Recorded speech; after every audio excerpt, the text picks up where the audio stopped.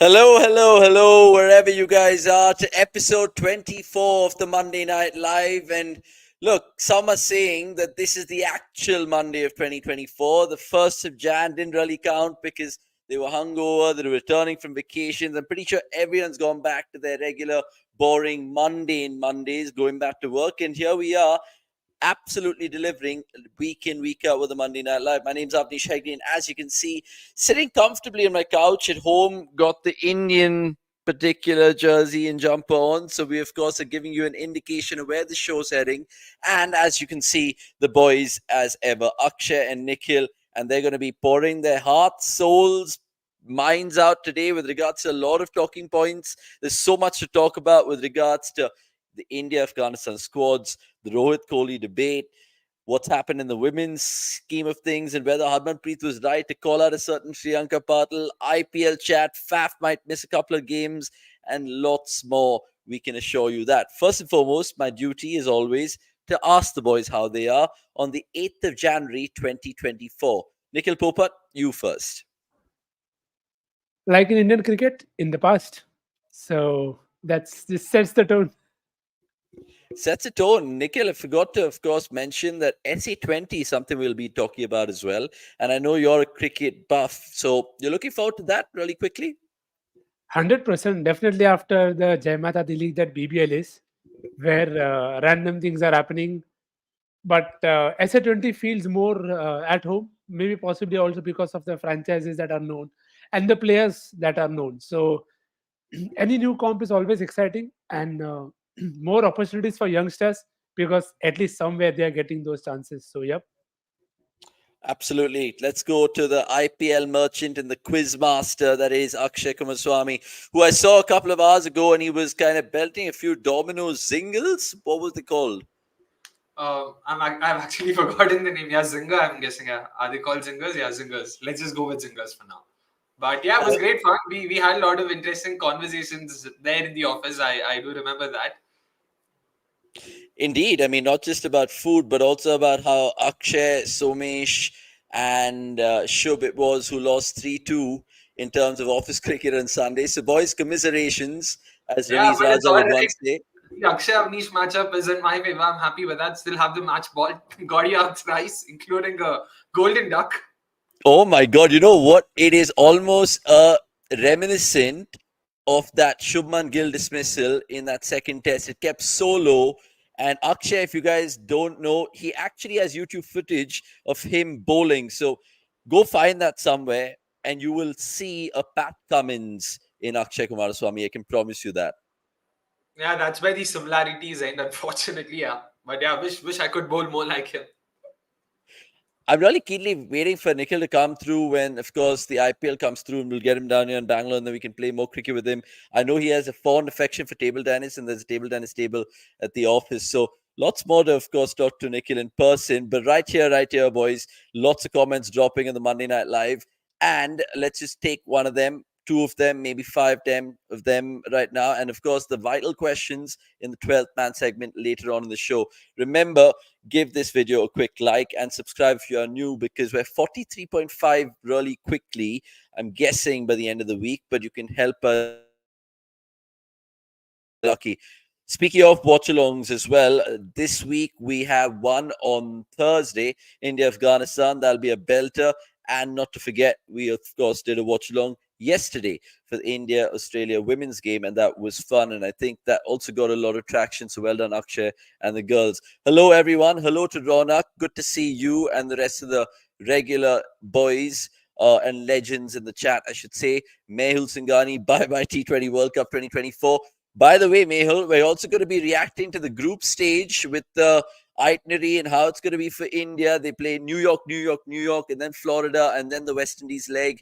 We've seen the groups. It's almost political to say the least, but we'll separate sports and politics. Don't worry, we won't go down that route.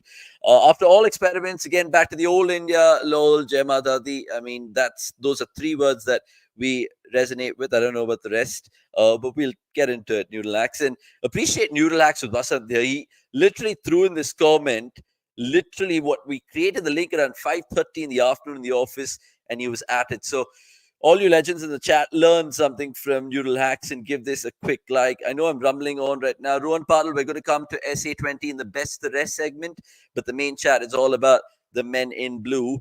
And a little bit about the women in blue, as I touched upon in the introduction. Anonymous, I know you have a really bad habit of spamming the chat with a lot of comments. We appreciate it, but we will, of course, answer all these random miscellaneous questions from you and the rest of the ladies and gentlemen in the chat in the 12th man segment. Tiger Rose, I guess that's a new name. Akshay was so upset yesterday. We really appreciate that you guys have joined in on the women watch alongs as well, because that's something that we want to do. Unfortunately, not that many T20 games until the T20 World Cup itself with women. Right.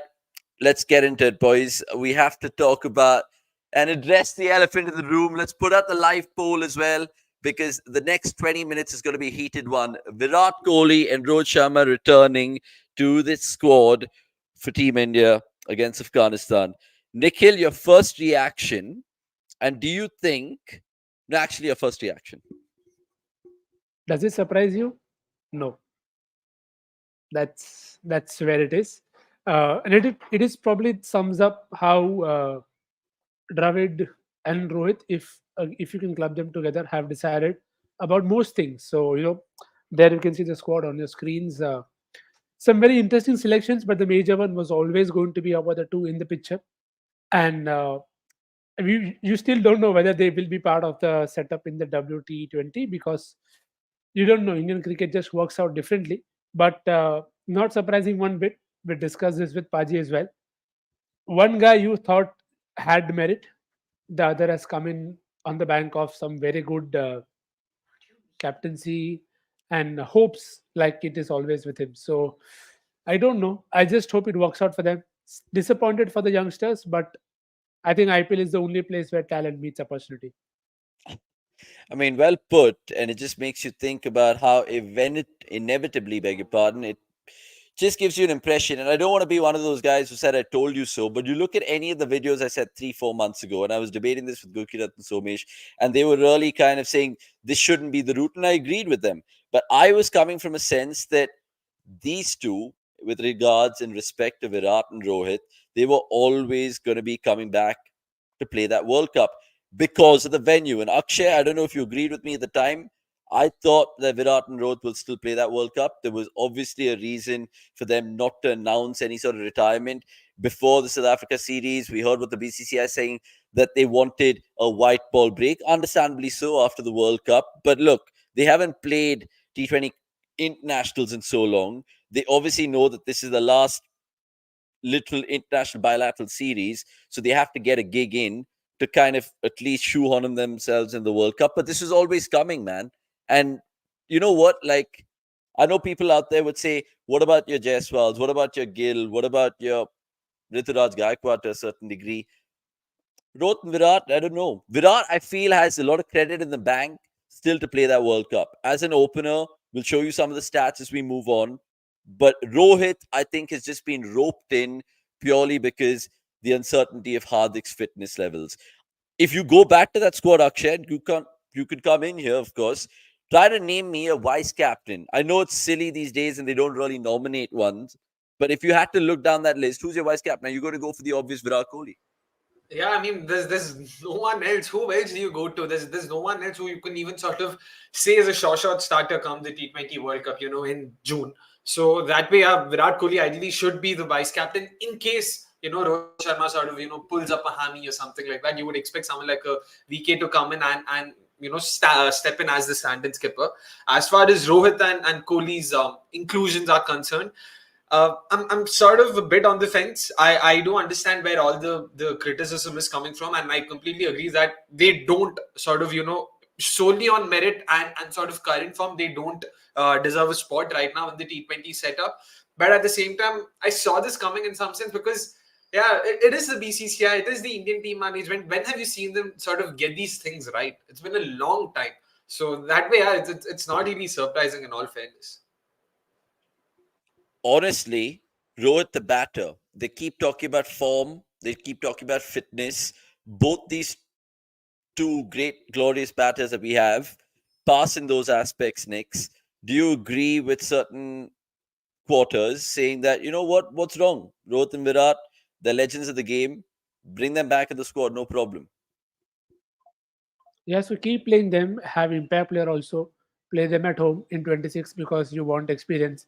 And then wherever new you want to take cricket, keep playing them because there is supposed to be a process in place where you say that, okay, you spend a year and a half trying to cement your spot in the squad. And then suddenly the scene is like, अरे भाई पर हम तो यहीं थे, हमने तो खाली रूमाल छोड़ा था आपके लिए, तो you just occupied this place, you're just a placeholder. I don't think it reflects well for the two in the management as well, when you keep saying that we want to move forward but you are not moving forward. And that is it is why I said it just reflects poorly on them in terms of always going back to experience, when the only time you won the T20 World Cup is when you didn't have that experience. So you have to make your own strategy. I don't think India have a strategy. Their only strategy is to commit to the same people and hope it works out. So the problem here isn't about Rohit and Virat playing. You want to play them, you can play them. But the point is the manner in which you are setting them up. I don't think it helps either of them. Now, how many T20s has Rohit played? How many T20s has Virat played for India? You are not playing together as a group. When you put them in, the guys who played, who did well, suddenly they got out of the window. And then we'll come to this later. Do you now have options who can bowl? Oh, we are going back to the same people. Now they can't bowl. So then who are you going to play? Why do you want to open a can of worms when you can simply sort it and move it forward?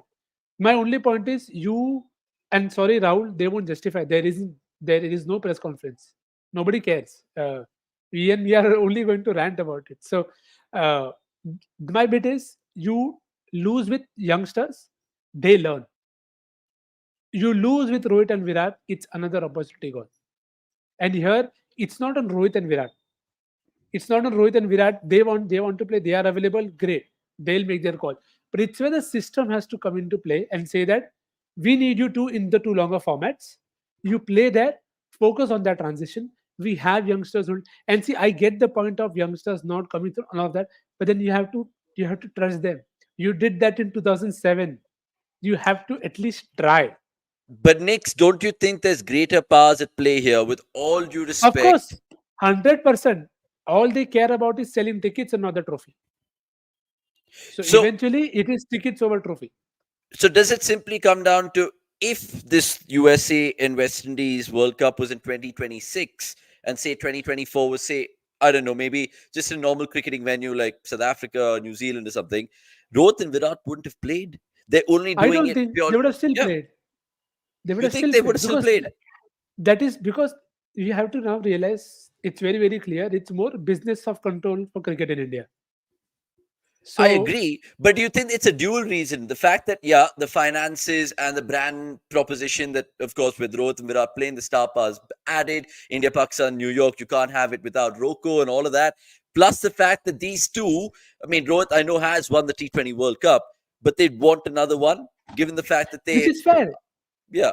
It is fair. As I said, it is fair for them to keep asking for it and wanting it. But my only it's not even a problem. My point is where do you draw the line? And if you don't draw a line after not playing them for 1 year and a half in that format, I think you are making it very, very obvious that you don't care about the rest. And good luck to them. I'll still say कि भाई आप जा रहे हो अच्छा खेलो. You'll still wish them well. But it just feels sad that you don't want to take a bold call. It's just that. Okay, interesting calls from you there. Next, I'll just get Akshay's thoughts on this. And of course, all you guys in the chat are most welcome to have your say. We're going to do a live poll as well. So I don't know if our producer Vikas has put that out, but he has. It is up. Kudos.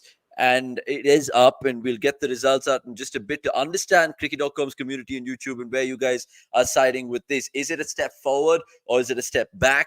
That is a essential question we're asking you on this Monday night. And we're also asking you a little bit more on the Monday Night Live question, which I'll get to. But Rahul Kumar, thank you for questions of this, because we're going to be talking about this for the next 10 minutes or so. Akshay, time for a graphic again. And you take a look at the T20 World Cup pedigree that Roko possess. Would you go simply with stats and say, you know what, at least in Virat's case, throw him in there? Because especially in T20 World Cup tournaments, his numbers are brilliant. It's fucking ridiculous. Rohit, you can probably say, I don't know, Can he translate that ODI form into T20s? Maybe not. Maybe he can. But what's in it for a fan to write off someone like Rohit Sharma? Will you? Can you? Should you? Of course, I mean, like we sort of discussed, off air in the office, we cannot sort of just take numbers at face value. We also sort of go and dig a bit deeper. And what we understand, especially in Rohit Sharma's case, is that it's not just the numbers; it's the way he's played T20Is. Clearly, there is something missing, and this isn't your Mumbai Indian setup. That's filled with solid all rounders, good batting depth, an engine room at number 5, 6, 7, and top bowling options. This isn't that side. This is an Indian side that has to make do with the best of what's available. And given that, I'm not sure if Rohit Sharma fits the bill, especially at the top. And also given that we have suitable upgrades available. If that wasn't the case, then maybe I could give the benefit of doubt. Ki boss, there aren't. If not Rohit, then who? If there was no answer to that, then sure. But clearly, we do have answers. There is Yashasvi Jaiswal. There is Shubman Gill. There are players who've already shown that they have the boots to deliver. As far as Virat Kohli is concerned, yeah, sure, the numbers do back that up. But again, what's the message you're trying to send if someone who's not played for an extended period for the Indian team makes a comeback right before the World Cup is supposed to happen in the last series that's going to happen before the series before the World Cup. So that's my question. Like, why now? Like, what is it? So basically, are you trying to say that you're not happy with whoever your current number three is, which is Tilak Verma? Is that what you're trying to say? And if that's the case, has that been communicated with Tilak Verma? Is that happening? Are everyone being kept in the loop? And we know that BCCI have had a history of sort of uh, blindsiding players and not. There is a whole sort of like a very. I don't know how to put this in words right now, but it's not the greatest of feelings in all fairness. Rohit Kohli right now in the setup, yeah, not the greatest of ideas to say the least. I mean, lots of polarizing opinions, and understandably so. And it makes you just think about Rohit and Virat and how they fit in the grander scheme of things. By the way, if you guys are joining us even from X, do give us a follow and check out the website. Lots of new articles on that. And with regards to this particular talking point about Rohit and Kohli, it just makes you think about whether it literally boils down to the US and the West Indies playing a part, and what is the transparency that they're having right now. More questions to come, but Akshay, you want to add something? Yeah, just one thing. It also sort of took me back to that, Chetan Sharma's thing that happened earlier in 2023, where he spoke about, how a lot of importance, rather undue importance, is given to social media discourse. For some reason, this seems like a classic case of that. Like I can't think of any other reason. Like what? There's no cricketing merit to this decision, to put it simply. So yeah, I mean, given how these things work, and yeah, just very very random calls again. Speaking of cricketing reasons, Nick, let's just elaborate a little bit on how and if Virat can fit in as a potential opener with regards to the team in the World Cup. I'll just show you his stats right now. A, we're obviously taking it for Rohit and Virat to start, I'm guessing, after all of this back and forth. Will Virat bat hit his traditional one down? And who will sit out essentially? So let's start the conversation here with where you feel Kohli should bat, and do you think this is a wise decision with him opening? So I think those who have joined us now or even in the past, I said this a lot of times that I'll take Virat Kohli as an opener. That's the only spot I think that is best for him at this point of time. And of course, he's done well at three. That is, it's not a question there. But again, you see the numbers. I think opening is, if there is one spot that I would taken Virat Kohli in, it was the opening spot. So there is still role for him in the side in terms of something that he can do, but it will also require you to package the side better in terms of at 3 4 5 who you have.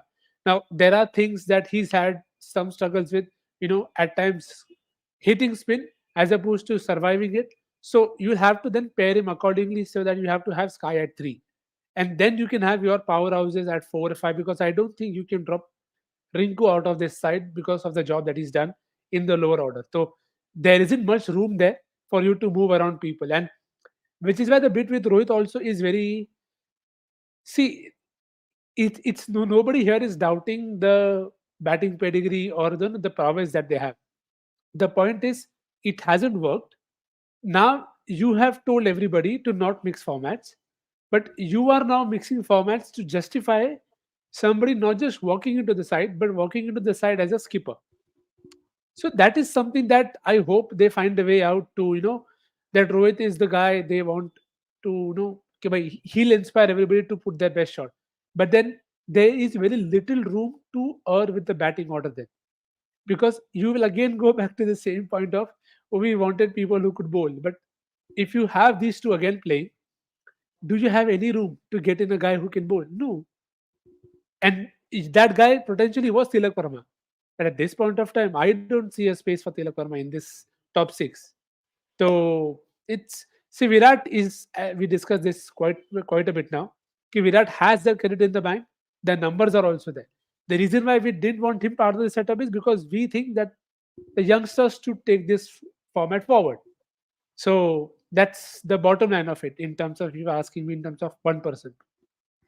Okay, I just want to finish up this chat by asking both of y'all actually, if let's assume one scenario where Rohit, Virat, and Hardik all are hale and happy and hearty and they're fit for the World Cup, what will your 11s be right now at this moment in time? And the second scenario is, if we already assuming right now on the 8th of January 2024 that Virat and Rohit will start every game of that World Cup, will they still start every game of that World Cup if they have shit IPLs? If they literally have 250 to 300 run seasons in the IPL, will they still get the benefit of the doubt because of the player power, because of the credit in the bank? Akshay, you first. So, in terms of the 11s, again, to be clear, this is the 11 I think the Indian team would be fielding, not my best 11. So, yeah, based on what I've seen, Rohit and Jaiswal to open, and then one down Kohli, two down Sky, three down Hardik, four down Jitesh, or rather four down Rinku, five down Jitesh. Like वो दोनों वहाँ पे खेलेंगे. This is for me. I'm going with Jitesh as my keeper basically. So that's four down, five down, six down, seven down, eight down, nine down. That means so six down Jadeja. I'll go for Jadeja as my spin option. Jadeja slash Right. Jadeja slash Akshar. But given that it's at number 8, so bowling all-rounder would make more sense. If it was at number 7, I would have still said Akshar. But at number 8, I feel Jadeja is fine. But given the conditions, again, on offer in the Windies, थोड़ा slow है लो है तो जडेजा का batting और थोड़ा खराब हो जाता है so actually I'll have to make that change. I'll go with Akshar as my first option and then Jadeja. So Akshar slash Jadeja at number 8. 9, 10, 11 my options would be Ravi Bishnoi, Bumrah and Siraj. So yeah, this is my 11. Okay, and before I get to Nick's, yeah, what's the 11 that you actually wanted without Virat and Rohit and all of that, just for the fans' clarity? So yeah, the 11 I would have ideally wanted would have looked something like this: Kohli, Jaiswal to open, Tilak, Sky. Then I would have Hardik at 5, Rinku, Jitesh 6, 7. Then I would have Washi, Akshar. No, not even Washi to be honest. I would have Akshar, Bishnoi, Bumrah, and Siraj. So it's mainly at the top 4, 5 that I would make those changes. And just to be clear, the second bit that you asked, in terms of if Rohit and Kohli go on to have bad IPLs, it's not about whether Rohit and Kohli have decent IPLs or not. It's whether the people who could potentially replace them, how do they perform? They also need to have good IPLs. So, like for example, Tilak would ideally be the number 3. He's right now the sort of incumbent, so to say. So if Tilak goes on to have a fantastic IPL and Kohli goes on to have a bad IPL, even then, yeah, to be honest, no. There's no sort of logical way. I mean, there's no possible way in which I see this ending in Kohli not being a part of it or Rohit not being a part of it. Given that they've now featured in this Afghanistan squad, so I see them playing irrespective of how they perform in the IPL. Okay, fair enough. Before I just get Nick's thoughts, I agree with you, Akshay, with regards to your ideal T20 team, because Kohli Jaiswal is something that I really been advocating for a while. But the one eternal debate, yes, Santosh, you saw it. It is the Akshar Jadeja one. He was right. The lad was going the perfect way until he said Akshar. I would still go Ravi Jadeja, but of course, people could disagree. Ankit Vishwas, really good to see you, as well as all the others. We'll take your comments in just a bit, but I want to get Nick's thoughts right now. And Nick's answer that previous question, which I asked Akshay as well. If Rohit and Virat do have bad IPLs, Will they still get the nod? Will they still start all the World Cup games? Because SPK 307 is also asking something on the same lines. Yeah, I think they will. They are, because they are part of the squad. I don't see them not playing, uh, unless one of those guys, unless Gill or Jaiswal or Gaikwad has a season that makes everybody just shut up and take notice. Only then will there even be a doubt. But I still don't see them not starting. Matlab, they will definitely start. Simply put. So, who is your ideal T20 World Cup 11, assuming Hardik, Rohit, and Virat are fit, just for sanity's sake, Yeah, because Akshay named very it? very similar to the one that he said. I would have Aksar because you want some batting there, and you would probably say कि भाई सिराज के साथ you want an option, so you can keep Arshdeep if you want to, or you can keep a Mukesh there because again he's also part of the setup. So that is the two spots that you can rotate on. Baki, I think there is very little room to earn now in this setup. So it is what it is. Okay, and just to wrap up this whole India squad, because if you guys have just joined us in the Monday Night Live, we were talking about India squad. The talking point, of course, being the headline grabbers and Rohit and Kohli. But if you look deeper, Sanju Samson and all his fans will be happy because he's got the nod. Only time will tell if it's Jadesh or Sanju because KL has not been picked. There's no Shreyas out Iyer in the middle. There's, of course, Surya Kumar, who we said who's nursing that injury.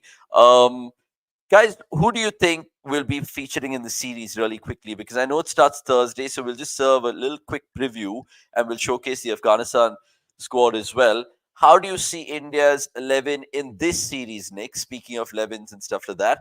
And what would you like, ideally, given the names on display? Firstly, I think three Rohit Sharma 50s would be great just for the fun and banter because it will just set the tone. The things that I'm looking forward to are not the 11s per se, but if at all they use Shivam Dube because no, he was not part of the South Africa T20s, but he was part of the Australia T20s and he did not feature there. But he's back in the squad now. If Afghanistan are going to come spin heavy, I'm very keen to see if they use Shivam Dube. That's a very important spot or a batting spot to look at. Also, how and if they use Washington Sundar, because all three decks I assume are going to be good for batting. So the role that Sundar and Aksar, if they both play, that I think becomes very, very crucial. Because I think the top auto picks itself, I don't think there is much room there. So the first T20 I would potentially tell us how they're looking at the top five. It could potentially be, so I'll name guys who are not likely to play.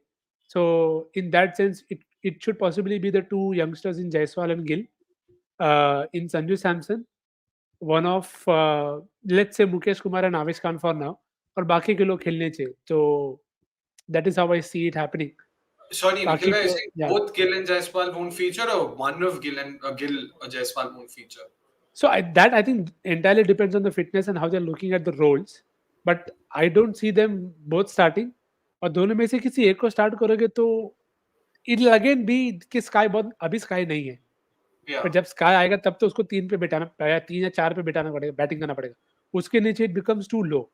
So that is where it's a miss that they have themselves opened up for. मेरे को बस ये देखना है कि अगर middle overs में spin डालेंगे, so are they using Shivam Dube और not, and is Sanju getting any game time. I don't think he should. अगर जितेश आपका कीपर है तो he should get continuous run, but you can expect anything. All right, Akshay, lots more comments coming through, which is always good to see. Double A, welcome to the chat, and Ashutosh Bajpayee, it's always good to see you as well. He's going to say, "What's worrying more is Indian selectors waiting for IPL scouts to do their job for them, finding another seeming all-rounder. Also, other teams will field 8 bowling options and will go with 5 only." I mean, that's how it's going to pan out. Nick's just mentioned But that earlier as well. Ashutosh, the simple thing is, what do you prefer? Ticket balance or team balance? The answer is very clear. Yeah, that's exactly well put, Nix. I mean, again, just makes you think about simple questions of that and breaking it down from a selector's perspective. But I don't know, it's beyond belief. But I keep hinting it is, of course, greater powers at play, and we know who runs the BCCI. Tiger Rose, thank you so much for your questions. Nikhil will answer them in the 12th man segment. I want to take all the random ones in just a bit later. because there's so much to go through, guys and girls. Trust me, we've not even really began the show. There's a long one this time around, and we're all in our houses, so we don't have to rush Yeah. off. We don't have to worry about resorts and not having room service. If you guys know, you know. And give this quick, I mean, a like to this video, because we're here, episode 24, and like you can see, Rashid in the thumbnail as well, there is SA20 chat and Afghanistan chat. So stay tuned for everything. Before I go forward, I just want to remove this animation and share the screen, because it is also a written team doing a lot of hard yards with regards to putting the articles out on the cricket.com website. So whatever we've spoken about with regards to the first 20 minutes of the MNL is available in written text with regards to Rohit and Kohli and India's existing T20 plan. So a lot of big plaguing questions, not just the Rohit Kohli one, but if you scroll down in this article that Akash has written, it will show you Sanju Samson, can he ace the role of the finisher, things like that. And of course, something that Nikhil just pointed out, who among Jaiswal or Gill sits up, because let's face it, it's the big dogs will be back.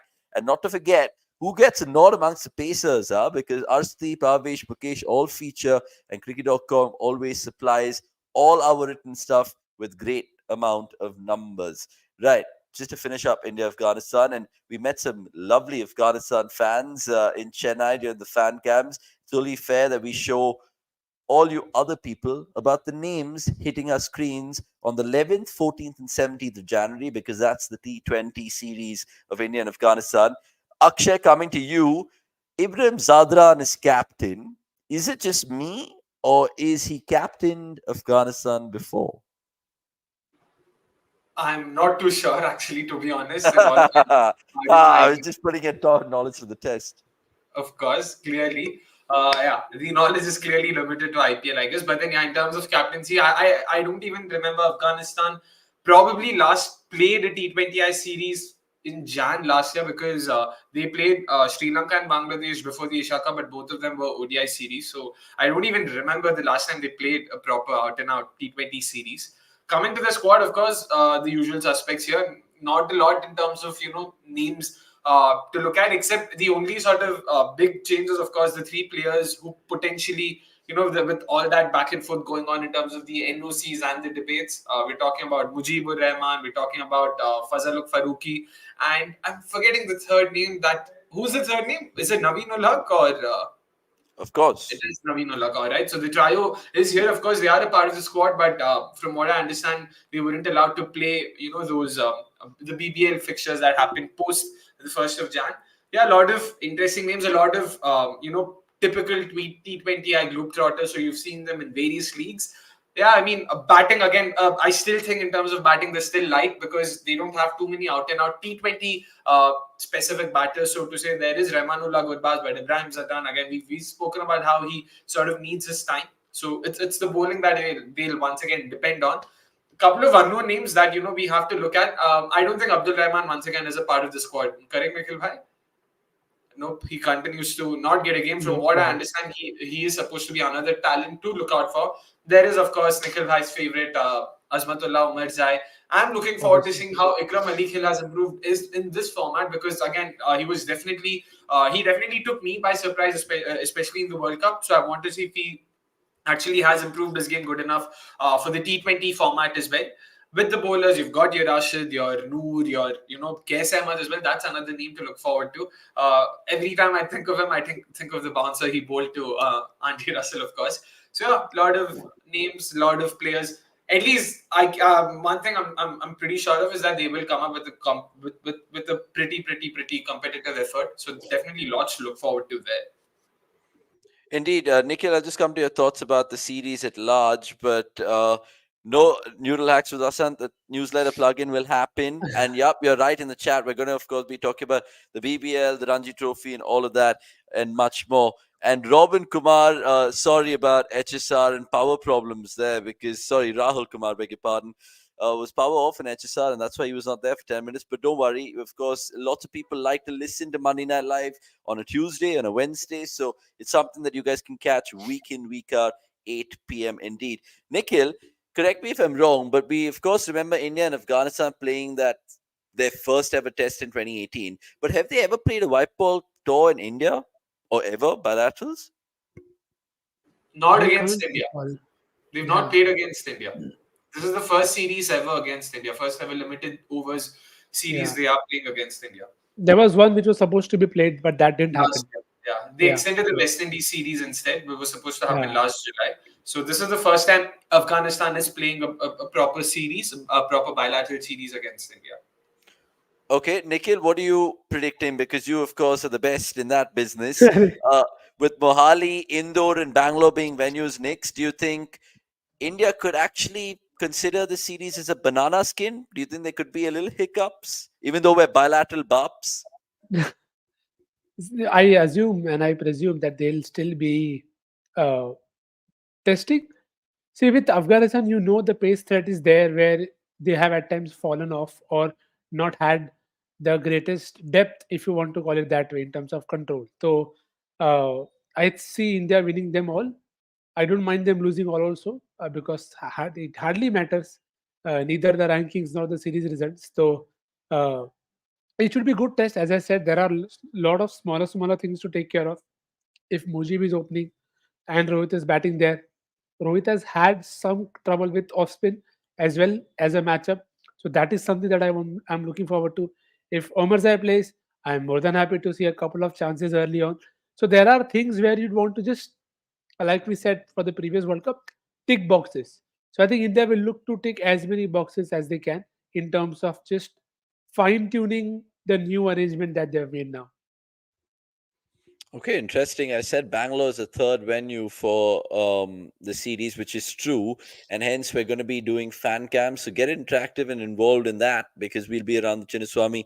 Even though I will have to hustle that day, considering Akshay is going to go for the game, I'll be doing the watch along and then scamper through. But we'll try to get that as well. And if you guys are going for the game, I'm guessing Santosh Udappa and guys like that who are from Bangalore go for the game. So yeah, good on you, and I'll see you guys outside the stadium. So that was the India Afghanistan chat, and of course the big news breaking out, and we spent nearly 40 minutes in it. But don't worry, there's more to come with regards to Team India a little bit more before we get on to the best of the rest and the IPL chat, so on and so forth. Because earlier this week, the T20 World Cup, of course, gave us group stages and exactly the fixtures which we're going to envisage in 5 months' time come the World Cup in the West Indies. Let's just refresh our memory, Akshay and Nikhil, with this depiction right now.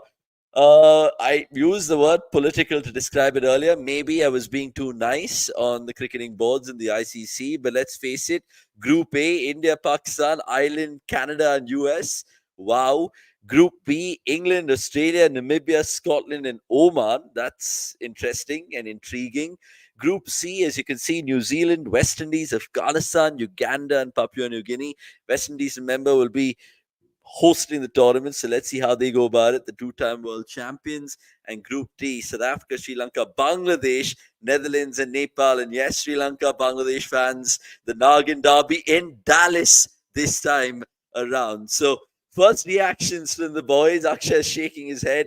They'll be hissing and hysterical in Dallas, if I may go on to say. Right, jokes apart, guys.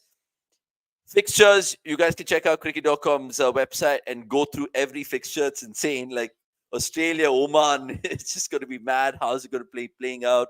But when you saw that earlier this week, Akshay, I'll start with you. How did you feel, especially India's group? And talk to me about the fixtures that India have. I mean, yeah, it's like again we've spoken about BCCI sort of blatant disregard and the power, the clout they seem to have and all of that, but yeah, with it's moves like these that sort of makes me not like this Indian team. It's not the players, it's not the team, it's actions and gestures like these, like India, Ireland, USA, Canada, and India, Ireland, Pakistan, USA, and Canada. Like, come on, like, could you make it more obvious that you want these two sides to not just play now but also qualify to the next round, and you've created the next round in such a way that they also have, they could potentially play there, and once again in the semis if possible or the finals if possible. Oh my goodness, just get a room, guys. Just get a room. Like, whoa, how much? Like, it's ridiculous. And I do agree. Group D is definitely the strongest. It's definitely the group I'd be looking forward to. South Africa, Sri Lanka, Bangladesh, Netherlands, Nepal. Um, but yeah, it's just annoying, to be honest. The hegemony, the clear, it's very annoying, to say the least. I thought you were going to say that's a tricky group because Ireland can pull up pants down if they get things I right. hope. In all fairness, I'm going to be rooting for the underdogs. I'll be supporting Ireland, Kenya, Ireland, Canada, and the US. Make no mistake. Given a chance, I'll also wear their jerseys and come for the watch-alongs if and when we do them. By the way, I mean, I just love to get Nikhil's thoughts on not just India's itinerary, but even the groups. But as you can see, India, of course, have Canada and USA in their group. And Canada and USA, of course, I don't know if you guys know, but I'm sure you do, is the opening game of the World Cup. And fun fact, it starts 4:30 in the morning IST, and we're going to be doing a watch along because, of course, we're going to be doing watch alongs, 100 of them. Actually, I'm not even exaggerating, but this year a lot of watch alongs.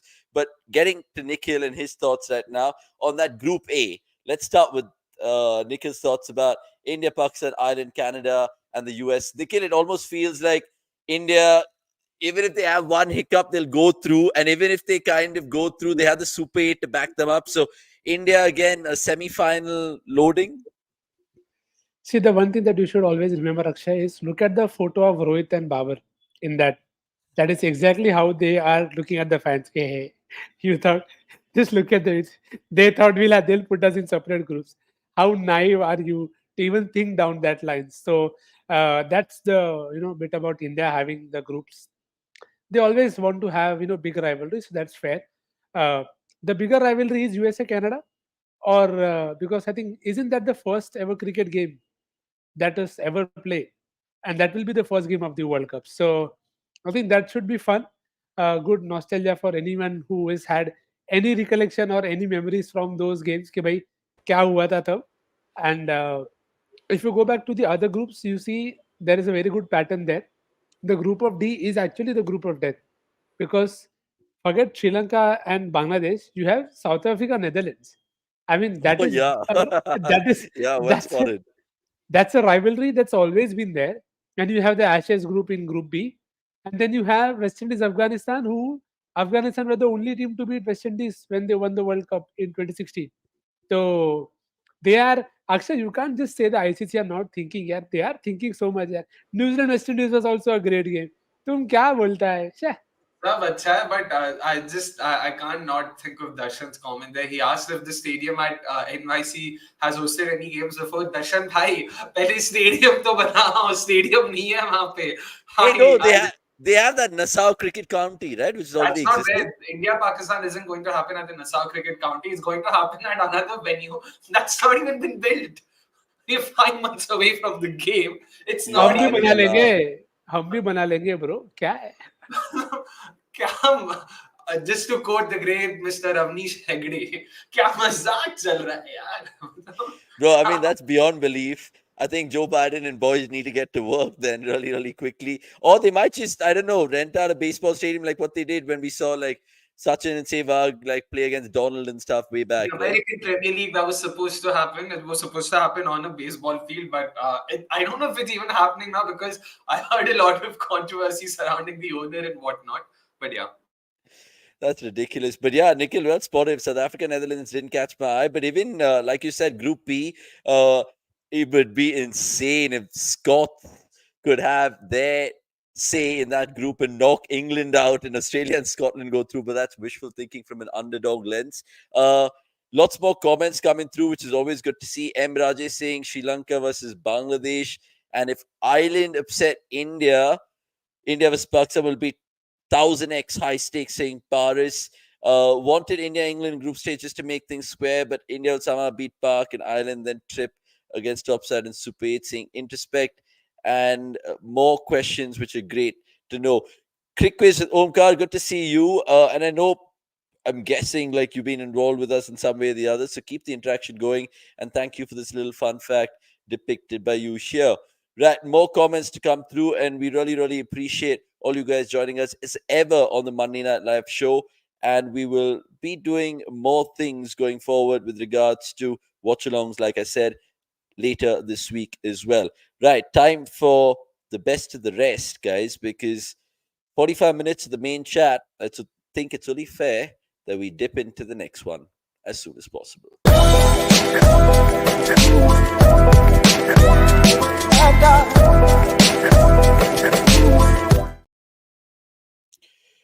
So where do we start? I'll actually put the ball in Akshay and Nikhil's court. There's so much. There's SA20 to get through to.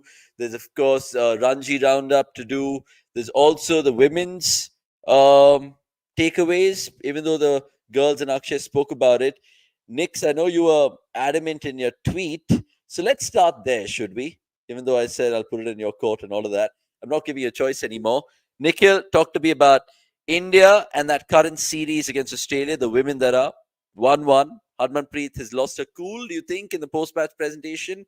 And just explain to the viewers what happened on Sunday night. Nothing. Team lost the toss, lost the game. That's how games are in DY Patil. You won the first one, you won it. You lost the second one, you batted like you bat at times when conditions are tough. You again mix formats just to give respect to the men's team. We'll also do the same. We'll hold on to Pooja Vastakar, Amanjot Kaur because Deepti Sharma has to bat higher up the order for some reason. Always, no matter the condition and situation. That happened. You ended up with an underpass score. You began okay. I don't know how else to put it. Haley Mooney, dibbly dabbly here, there, here, there. Dipti Sharma comes on, takes 2 wickets in 2 balls off her first and second over. Suddenly you feel you are in the game. But then again, the target is such that they only need one partnership and they get it and they come close. But according to some, only one bowler lost to the game, but she didn't. And again, I will not go after Herman much because I don't know how else to put it, but it's kind of just reminiscent of how the both teams function in terms of men's and the women's, where we don't talk what we should and we talk what we shouldn't at times. So I think the blame game is the easiest one there, but there are things that I'm sure Akshay and Swami and Neha also spoke about in depth yesterday about how they can use batting resources better. How Pooja only bowled towards the end, she got Gardner with a beauty. Could she have not bowled before? Who knows? And then what happens to Renuka when there is no swing? So I think all these are questions that nobody asks because nobody wants answers to them. So we can that's where we come in. We have the scope to discuss and only ran. So that's what happened in that very game. Hopefully the third game, India will win the toss again. Yeah, good summation, and it makes you think, Akshay, about that third game. And again, a good quick plug in. Tomorrow is the watch alongs to join Akshay and the girls for that at 7 p.m. But just coming back to not just those charts and numbers that we showed you in the innings progression, more on cricket.com, of course, but the major talk about Harmanpreet Kaur and even about her own form. People, of course, not really questioning it. And even if she was being questioned, she's batting it away with regards to backing herself and saying, you know what, I've been going about my business, but it's all come to fruition. And generally, the cliches that sports stars suggest when they're in a miserable run of form. But how do you view what she had to say about your beloved Shreyanka Patil? Let's start there with you. Yeah, it's not often I sort of lose respect for players. It's not. I tend to, because like I've always maintained, irrespective of whatever opinions I have as armchair critics, I admire and respect cricketers for what they do because it isn't easy. So, yeah, I wanted to first get that out of the way. But yeah, what she did yesterday was absolutely not done. It's ridiculous for her to do this, especially to a youngster who's played just her fifth game, who's just 21 years old, who's performing one of the toughest roles in the team and actually doing it with great aplomb. It's not like she's not been good enough in the first 5 games. If anything, since making a T20I debut in the India England series, she's been their highest wicket taker. Matlab, कुछ तो यार, like how, like you cannot, there's again Nikhil bhai off air spoke about there not being enough media training, but this is common sense. This is not, you don't need to be trained to not understand कि भाई मतलब player का नाम नहीं लेते because we understand what they go through. नाम लेने के बिना ही there's so much social media scrutiny that happens. अभी आप अगर ऐसे नाम लेते हो, especially when you yourself aren't performing and have the confidence to say कि boss नहीं, I'm not out of form, but runs nahi ban rahe mere se. Again, there's a very thin line between showing confidence and being overconfident. And right now, I feel she's way far ahead of that line. And yeah, it's just not good signs, especially given how this is coming after what happened in July in the Bangladesh series. Again, absolutely not done. All of this just makes me wonder, like, on what basis were people even trying to, draw comparisons or parallels between Harmanpreet Kaur, the skipper, and Virat Kohli, the player? Like, come on, boss, please. There's no way on earth Virat Kohli would have and will ever do something like that. If anything, he's someone who would sort of go and stick his head out there for his players, and that's pretty much the opposite of what Harman has been doing. And so it's genuinely not done. I'll also have to admit, yeah, there might be a bit of a bit of personal bias there, given Vasant, of course, likes to, for some reason, yeah, it's Vasant being Vasant. Crush or not, it isn't. Like I mentioned, this is strictly elder brother energy coming from me. It's ridiculous. Yeah, there might be some of that personal bias there, but yeah, it's absolutely not done. Yeah, just I'm genuinely upset. It's very, very upsetting. And Ashutosh See, asking this as well. I mean, just to, as a yeah, coach, will Amol Mazumdar play any sort of role next? And then you can elaborate what you were saying. see to this also, and just generally, I think the bit about media training, why I said that is, I think sometimes we speak things and we don't realize how it comes out. Sometimes it just comes out way worse than you intend to. And maybe you don't have those intentions. But maybe that's where, and again, it's not that Harmanpreet is in the spotlight for the first time. I mean, she's been at the helm for enough time now. And maybe you want to hear how other captains or even just somebody else, as Akshay said, he gave the example of Virat of, you'd back the youngster. And now that even if that person is not a youngster, you don't want to be going out and telling names ke, she did not do well, so will. I mean, there are better ways to put it. And if you are somebody who's experienced enough, you would probably frame it better. Maybe again, as I said, at that point of time, maybe she was meaning something else and it came out differently to her. But it's not the first time that it's come like that out in the middle. So maybe there is room there to improve. But I feel it's why I said there has to be a lot more collective effort to talk as a team. And maybe that will come with time. Hopefully Amol or Rahul, whoever, in terms of their segments, are able to shed light. Because see, there is anyways, as Akshay said, there's a lot of spotlight on cricketers now. When people start to name, it's it's kind of giving people freedom to go after them, which you don't want. And again, generally, we also at times when we criticize, we are also now very cautious about how are we mincing or how are we talking about the words that we pick. Sometimes we also err. So it is why we need to be very, very careful as well in terms of what lines we are drawing. So it's even more important for the captain in itself to have that lines drawn के अगर ऐसा हुआ भी तो भी she can obviously go up to Shreyanka and say that okay, this is how it came out, this is what it is. As long as the players know, I think we are all cool. But at this point of time, sometimes it doesn't feel like the players are communicated. Shikha Pandey is a very good example of that. Definitely. And Not just in one terms more of thing. something said against her, but what is her role? What is the future? No कितना generally clarity. क्या Yeah. है? No clarity. Yeah. Yep. And just one more thing to add to that. It also, once again, like, this is something I brought up during one of the reviews, I don't remember.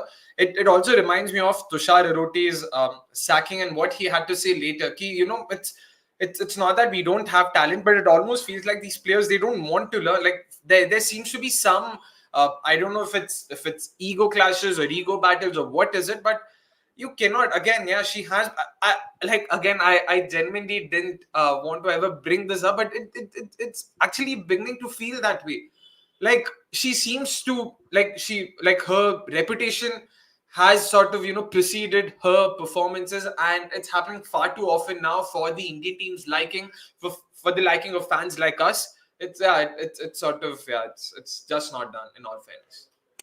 Guys, a lot of people in the chat kind of going on to say exact comments like Prashant's, and it just makes you think how it's left a sour taste in all our mouths with regards to how Harman has behaved, not just with this incident, but you cast your mind back to the Bangladesh series and what she had to say about the umpires and the Bangladesh captain itself. And I mean, we were Akshay was talking about how Harman is often compared to Virat, but lots of people on Twitter and even in the chat comment comparing her to Shakib in the likes of those kind of cricketers, which I don't know, maybe is a step too far. But just to finish up, I think Nick's made an absolutely brilliant point with regards to some of the words, and sometimes you think about as captains and what you say, especially after a defeat in post-match presentations. And ideally, yes, Harmanpreet Kaur should have said we should have bowled the 19th over better, but maybe the language got the better of her. She got lost in translation in terms of using Shreyanka's name, and then we're here trying to, of course, nitpick it. But you guys are right with your opinions, and even, of course, lots of I people. feel right now Avnish is adding layers of logic and sense that never really existed. Please, you cannot possibly. I mean, if you hear the words, hear what she had to say, there's no way on earth you can remotely take that to this. I mean, again, it's probably still sort of, yeah, I'm still not. Yeah, it's just not done. That's why it's just, yeah. No, I just generally feel like I agree with you to a certain extent. I'm just saying, if I had to play devil's advocate, Harman is not like the best spokesperson of the English team. I mean, in terms of English and the Indian team, of course, not the English team, but in terms of English. But maybe she just got her words messed up. But look, I'm a huge Shreyanka Patil fan, so even I got and took offense to that. But Daniel M. Saying how about Harmanpreet is a female Shakib Hassan who doesn't have much form. Darshan going on to say, I understand people can slip under the pressure. Press conferences, similar to something Sneh Rana did to Garth in the WPL, but didn't expect it from someone as experienced as Sarman, and that's where she'll be slacked off for. Sami, good to see you as well, and we really appreciate what you've been doing with the channel. So good on you. She goes on to say, boys, grooming a successor should be a KPI of all captains. Maybe that will help them think like a role model. Really, really appreciate Just not to just gone. just to there. But if what if the captains are picking themselves as the successors? Exactly. फिर क्या? Yeah.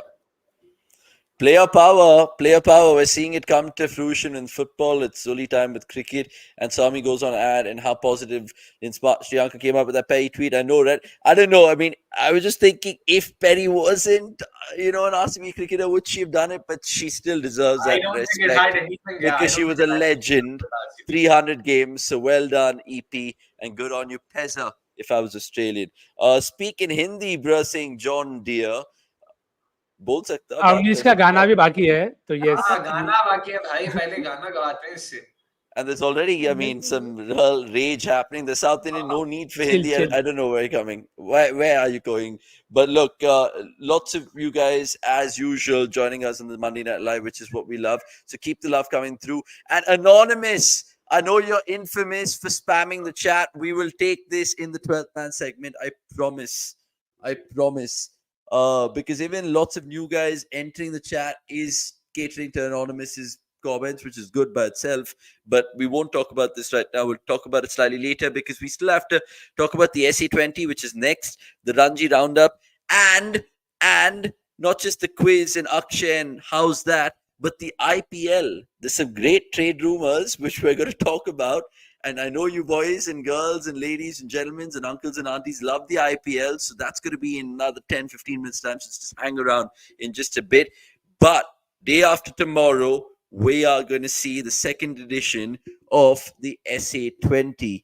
Now, that's going to be fun to watch if you're Nikhil Popat, maybe if you're Akshay Kumar Swamy, maybe if you're any other fantasy cricket player out there, because the three fixtures, the first one is the champions, Sunrise Eastern Cape taking on Joburg Super Kings, who made the knockout stages, but they didn't make the final two. Then you see Durban Super Giants take on MI Cape Town, who finished last, and we'll tell you about their squads in just a bit. And not to forget the finalists, Pretoria Capitals taking on Pal Royals, beg your pardon, and Joss Butler in that regard. We'll show you individual squads as well. But first up, boys, SA20, are you guys excited? And where does it sit in the pantheon of T20 leagues? Is it better than the PSL? Is it too early to say with regards to what we've seen with the 100? Is the CPL already better? So, boys, talk to me, Nikhil, first, because you are an absolute T20 connoisseur. No, may that never change, touch wood, and maybe keep making a living out of it.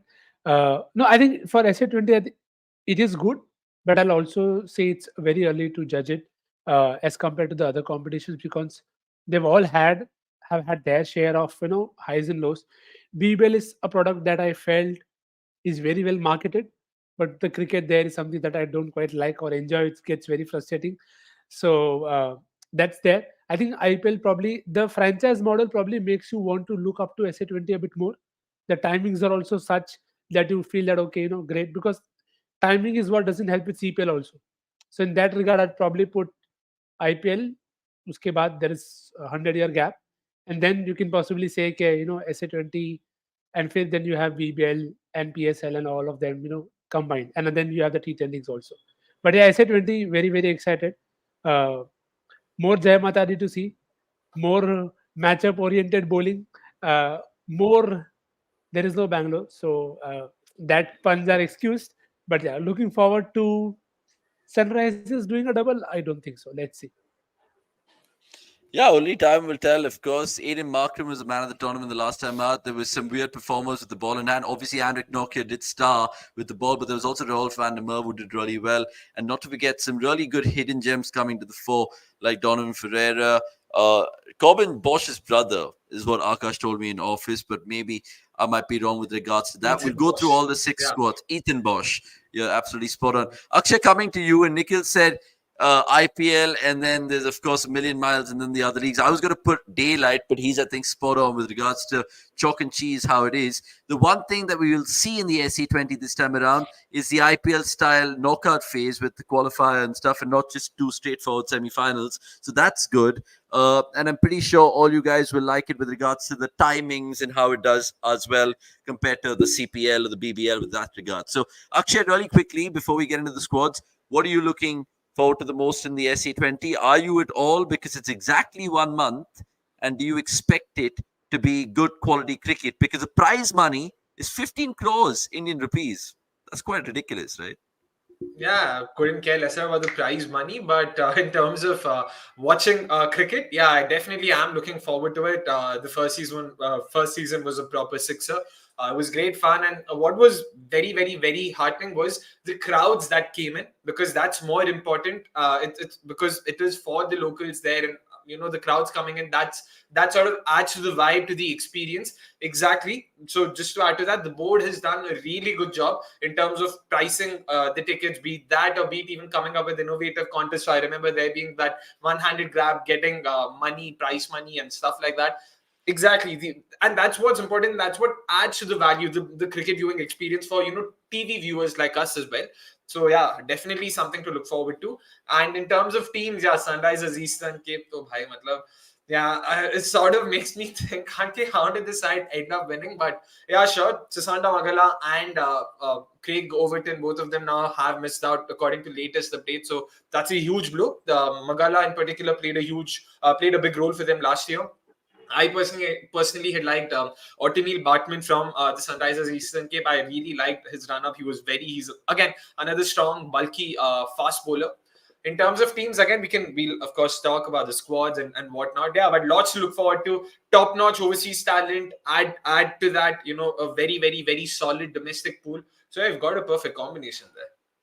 Yeah, absolutely. Akshay nearly jumped the gun there by already going through the teams, but because he brought up the Sunrise Eastern Capes, and it's only fair that we start with the winners of the competition. Let's get into their squad. And really quickly, guys, your 2 pence on this. I know a few names like Magala is not there, and bear with us because the website will probably be refurbished before the first ball of the competition. But the squads, as you can see, available on the cricket.com website right now. Aiden Markram, he's been in a rich vein of form, especially after that 100 on that dodgy pitch, or not so dodgy as people are calling it. Nick's coming to you. Oh, Akshay, I'll tell you what, you just continue your Sunrise Eastern Cape advocation. I mean, yeah, like I said, again, at least on paper, not the greatest of squad, so to say, because they will be heavily relying on some of those domestic players. So last year there was Jordan Herman, who was a regular feature. There's of course Adam Rossington, who was a surprise to me. First as a pick, I was surprised that they picked him in the first place, and then with his performances, it was like, yeah, bro, chill. I've got it. So he was definitely a surprise for me. Daniel Warrell, again, a very interesting shout. He's been, plying his trade regularly in England and Australia. Of course, he plays for the Adelaide Strikers, in the BBL. A very good new ball bowler. So again, I have to see if he fits in somehow there. They've got Marco Janssen, Tristan Stubbs, Temba Bavuma, Aiden Markram. So that sort of forms the crux of their domestic core. There's of course Roelof van der Merwe as well. He again a very very very feisty cricketer. So yeah, in terms of interesting new additions, David Malan is probably the one name that you can talk about. That's probably the most sort of popular signing, so to say. But yeah, again, not a very sort of a bit too cold, so to say, a bit more cold than hot. Yeah. Okay, let's get Nikhil's thoughts, not on Sunrise Eastern Cape because we'll speed on here. I'll give him Pretoria Capitals, who in fact topped the table and, of course, finished finalists. Nikhil, what really catches your eye here? The openers, I think they did that for everybody in terms of Phil Sort and what Will Jacks were able to do there. And then you followed up with Russo Sabusi, that duck or ton. So I think that just really adds a lot of explosiveness up top, and it is something that they were able to execute well. So very keen to see how they go about it. The fitness of Nokia will be very very crucial, because last year also you saw them bowl very well with Wayne Parnell leading them nicely. So I think that top three and the bottom three that are there, that's a lot of firepower in terms of specialists, and they also have the all-round options in Jimmy Nisham, and you have Wayne Parnell who at times chips in. Thynes de Bruyne at times had good knocks, so Dadgel also played well sometimes in the middle. So, and you have Dupervillian also in the lower order that way. So they have the what do you call, the resources, but I just feel it's a bit volatile. But then that's what it is. In T20s you need that. If Salt can be the consistent one that he had in the West Indies, then that could be different. But his injury status is also something to be taken into consideration. How they go about it, and how does Will Jacks play in his absence? So I think most teams will kind of struggle for some time just to get the first 11s right. And Sterling, as good as he is, let's see. I think Salt ka aggressive ceiling is probably a bit more. Sterling at times I feel is maybe a lot more consistent, if you can put it that way. Again, I don't think it makes sense, but in terms of possible returns, शायद Stirling आपको 20-30 ज्यादा दे देगा, पर salt आपको 80 दे देगा 30 ball में. So that is the difference that you're looking after. Absolutely. And Prashant, like you spotted out, I mean, those are not the exact squads because the last minute changes, but it'll be refurbished for the website and the app. And Santosh, I'll come to the MI Cape Town and their squad in just a bit because they finished last and they have got that Nuvanta Shah replacement. Darshan, meanwhile, going on to say the only criticism he has of the SA20 is that their signing process seems to be so convoluted. You have an auction, but also a draft before that makes a lot of auction irrelevant. We'll talk about that maybe in the 12th man segment in just a bit. Thoughts on Vakar, Salam Keel, that as well in the 12th man segment. So keep your comments coming through indeed. Let's move on to team 3 that we want to talk about right now. And it is the Joburg Super Kings, who have a lot of good names, Akshay. I mean, talk to me about this particular set of players. I know we'll talk about Faf in that IPL chat, but what is the injury concern, and could you shed light on that and the remaining people on this depiction? He is busy doing photo shoots and attending all the press conferences. So I'm not sure to what extent is it true that he won't be available in the IPL. So I'll just say that he's available for the entirety of the SA20 and the IPL, at least for now. There's no official update on that, so let's just probably stick to that. In terms of the squad, their 11, it's definitely looking really good, especially their pace attack. I mean, look at that. You've got Gerald Kurtz, you've got Nandri Berger, there's Lizard Williams as well, there's Romanu Shepherd. They had Alzari Joseph last year, and yeah, again, 4 top-notch pacers. So that's sort of taken care of because you've got 3 of them from your domestic pool. Viral Kurtzi was sort of one of their finds last year. Nande Berger was a part of their season, was a part of their squad last year. In fact, played as well.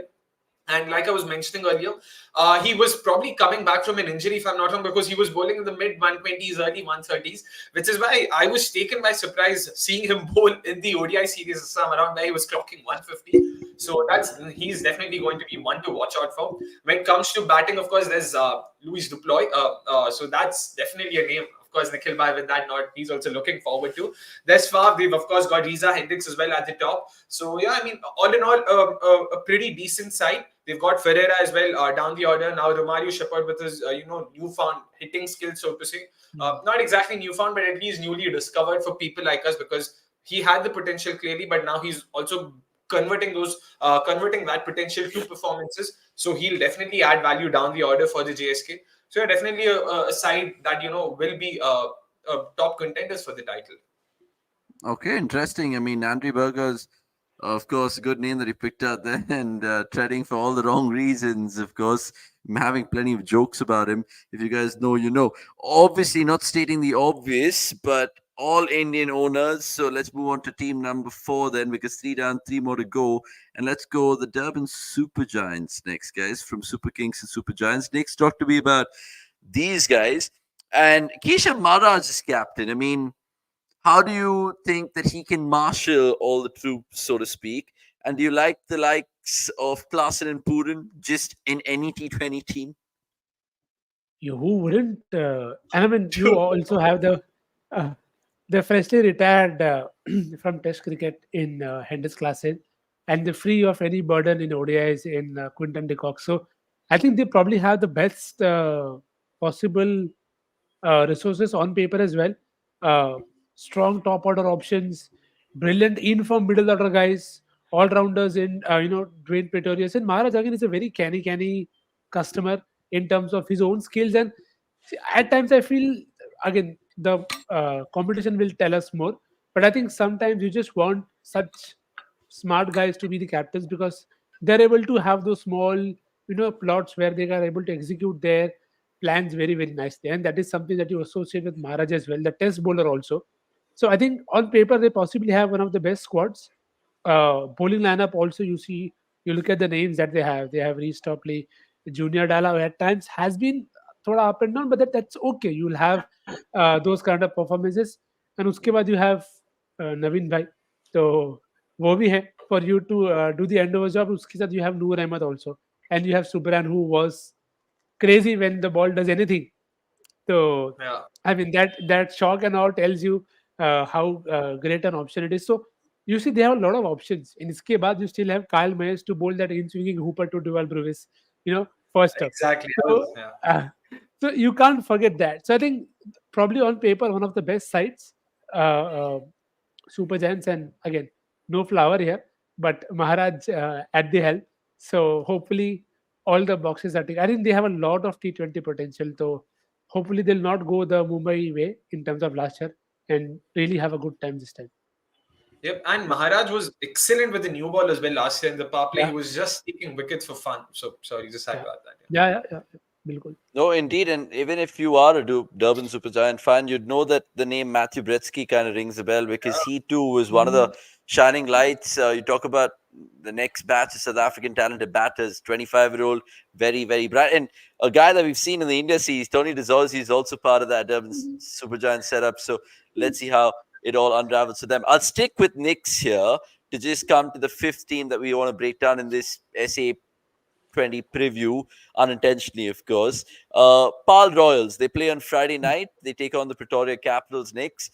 What do you make of them? Going to be ably led by David Miller, lots of T20 experience. But look at the other names around. What gives you promise, enterprise, conviction if you are a Pal Royals cricket fan? yeah, I feel personally they are bowling heavy in terms of options also. I feel the batting is probably a lot more reliant on Butler and Miller alone. Yes, you have Jason Roy and Ian Lube and others, but I just feel they are going to need a lot more from the all rounders, which is what probably always been the case with Royals in that aspect. कि आपके फेफलुक पायो कैसे कर रहे हैं, फिर इसको Adams कैसा कर रहा है, how does Fabian Allen go, whether he starts or not. So I think that is where the one aspect where I feel they are probably going to be a side that is looking कि say by 150 160 तक रोक लो, and then hopefully one of these two can bat deep and solve the problem for us. So that's how I look at it. I would love to have Akshay's view as well, because I think the names, they are there. There is Dane Villas also, and they can come up and come good. But I don't know if it gives you the confidence कि भाई ये हर बार हो जाएगा. Like say for Durban, you can be fairly confident के there are names जिनका आपने games देखा है, यहाँ पे भी देखा है, but maybe I feel they are a bit bowling stronger, probably stronger names in the bowling department than batting. Okay, interesting. Akshay, I'll just come to you, but finish up. I think Nick's wanted you to add on something. Yeah, just again, I completely agree with Nick's on Pal Doyle squad. In fact, that was the case last year as well. They had Jason Roy, Josh Butler at the top, and they were heavily dependent on them. And Jason Roy wasn't having the greatest of seasons in the beginning, especially. So yeah, it was a bit difficult for them. But it'll be very interesting to see how some of those young names coming up will do. My name, the name that I'm looking forward to in this season is Quena Mafaka. He's the 16-year-old who also registered himself for the auction. IPL. He's got a fantastic fantastic action or auction. So I'm really looking forward to him. I hope he gets some game time. Like he's really, really, really quick. That name, beg your pardon, rings a bell with Akshay mentioning him in that IPL auction, because I know he went unsold or something like that. But of course, hopefully he gets a gig in the SA20. Vikramaditya, good to see you, and he's joining us right now, saying hopefully watch along for India. It's the second best team in Asia. We're doing that on Thursday, and of course for all three games. So do not, of course, forget to subscribe and press the bell icon to stay up to date with cricket.com. John Deere randomly saying add me in the stream, dog. In fact, I was brainstorming with the boys earlier, and I'll give you a little insight to what was happening in office today, because we were talking about potentially new little segments on MNL. So one, we thought, how do we get the fans involved and you guys involved in terms of the chat, not just in the comments, but in live flesh, whether to get you all in StreamYard and be part of a 5-minute conversation and have something called the fan forum. Only time will tell. But we were also contemplating a live call-in show. Yes, the good old call-in show where we give you not any of our personal numbers, because I burnt my fingers with that. I will give you a reliable call, which will, of course, keep a hotline open where you guys can come on, speak anything cricket, and that will be a brilliant show. So if you guys like the idea of that, let us know in the chat. We'll probably put a poll out on the YouTube community post in terms if you want to actually see that happen on cricket.com. Right, time to just finish up the SA20 chat by the last team, but certainly not the least, because I don't want to be shot by Nita Ambani or anything like that. The MI Cape Town, then they finished last.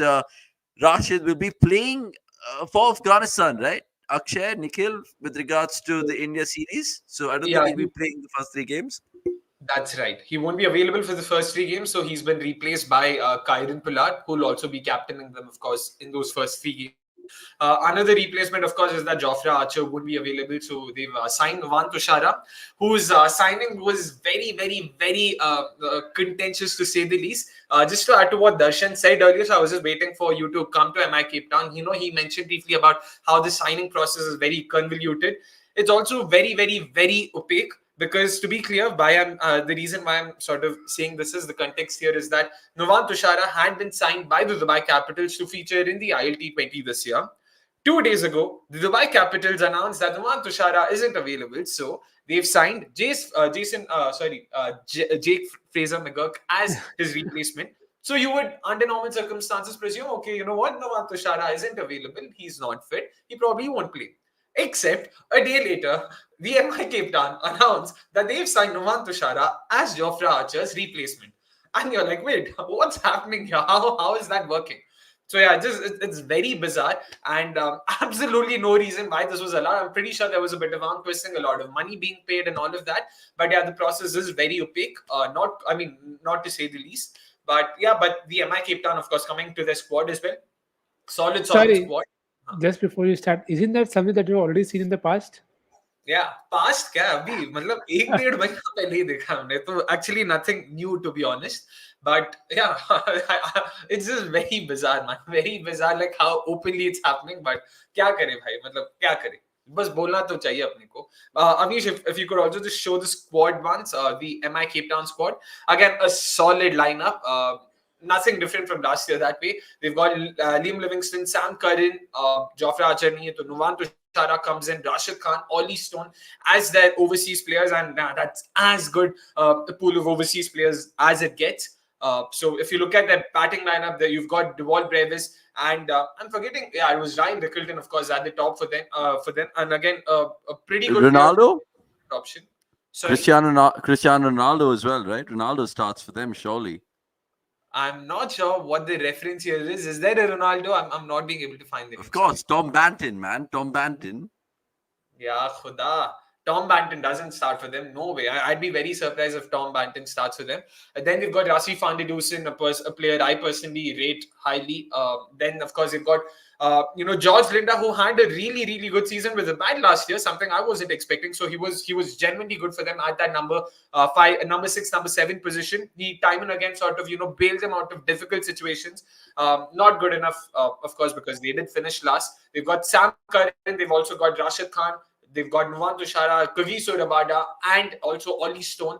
So that's a solid bowling attack there. So yeah, all in all, a well-rounded bowling attack, a solid batting order. They've got good all-rounders. Pillard coming in for Rashid is a bit of a blessing in disguise for MI Cape Town. They desperately needed the boost in batting. It was entirely Brevis on. I think agree with you there. Van der Dusen wasn't good enough.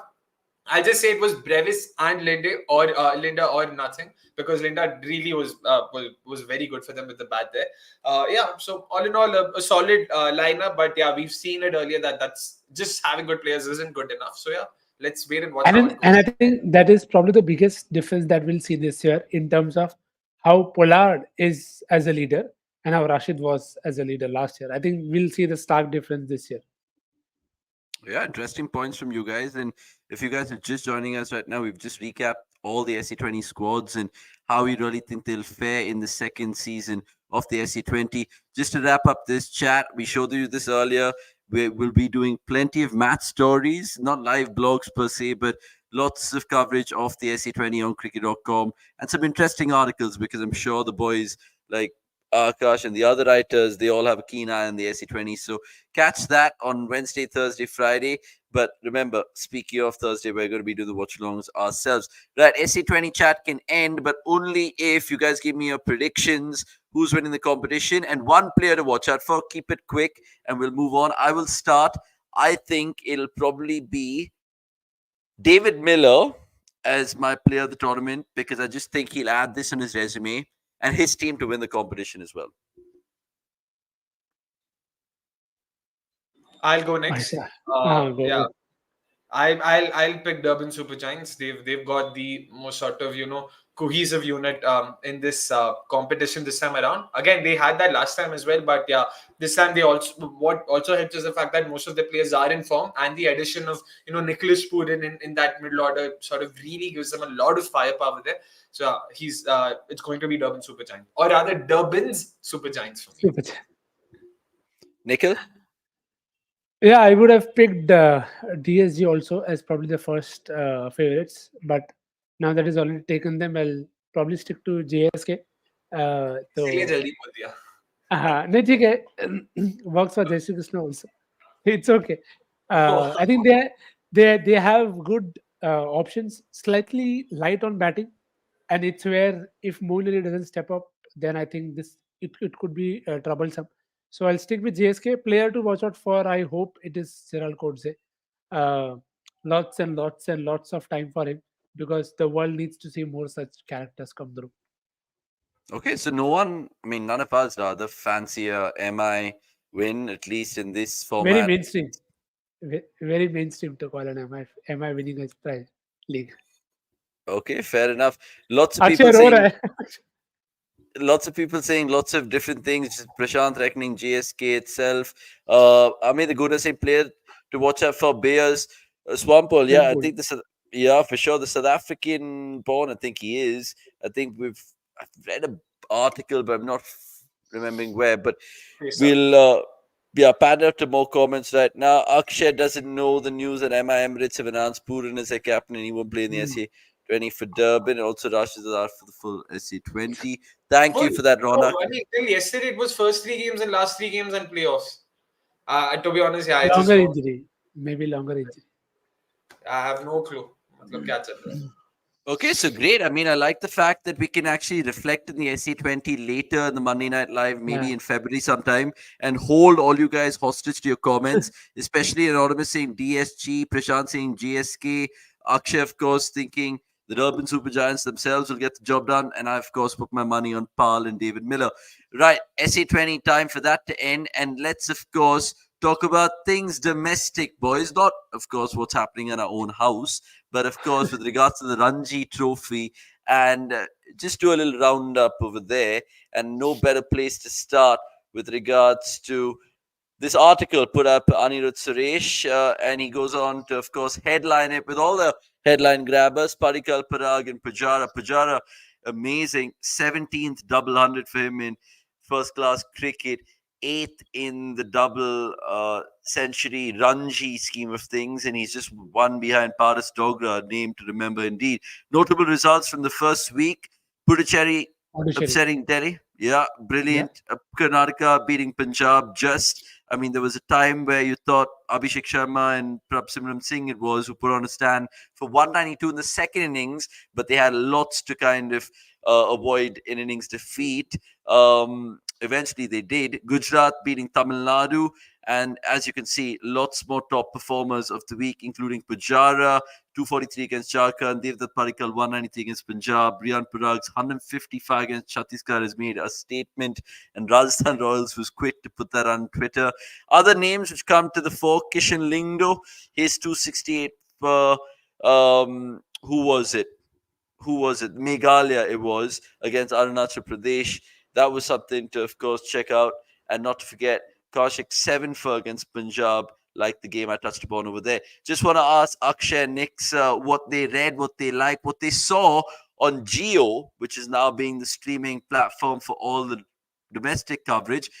What have you guys really gotten into in the first week of January in the Ranji Trophy, boys?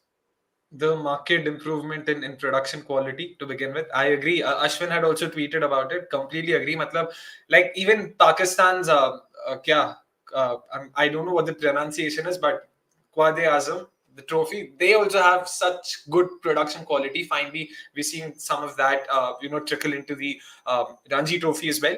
For me, it was Gaurav Yadav's spell, even more so because of the story behind it, because of how he had to sort of, make the switch from MP to Puducherry because of lack of opportunities there, and being explicitly told by a certain Chandrakant Pandit that boss, कि यहाँ पे तुम्हें मौका नहीं मिलेगा, you're not going to get a game, so you can just f off. Pardon my French there. And he sort of was instrumental in that victory against Delhi, which has had a different consequence because, yeah, like you read, Yash Dul has been sacked from Delhi's captaincy. We're still just one game into the tournament, and yeah, we're already seeing some bizarre moves there, and it is DDCA. So yeah, I'm not even surprised with them.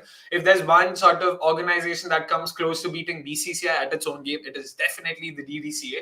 So yeah, they're sort of staying true to their name that way. So that was Gaurav Yadav's performance was definitely one to look out for. Even Vasuki Kaushik was very, very, very good again. Once again, like he's been ridiculously consistent with the new ball, especially like the lengths he bowls, and the reason why it's even more sort of encouraging, so to say, is because he doesn't have pace, but he makes up for it with that accuracy and his ability to hit those lengths consistently. So yeah, definitely one to watch out for with the red ball especially.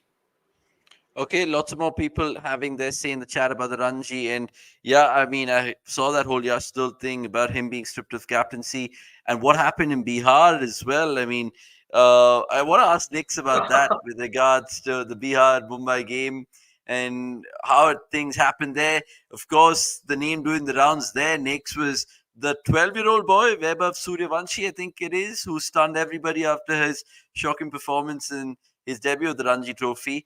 What caught your eye, and was it any of these things that we've just spoken about? I think M. Mohammad, if you saw that game, they were very far away.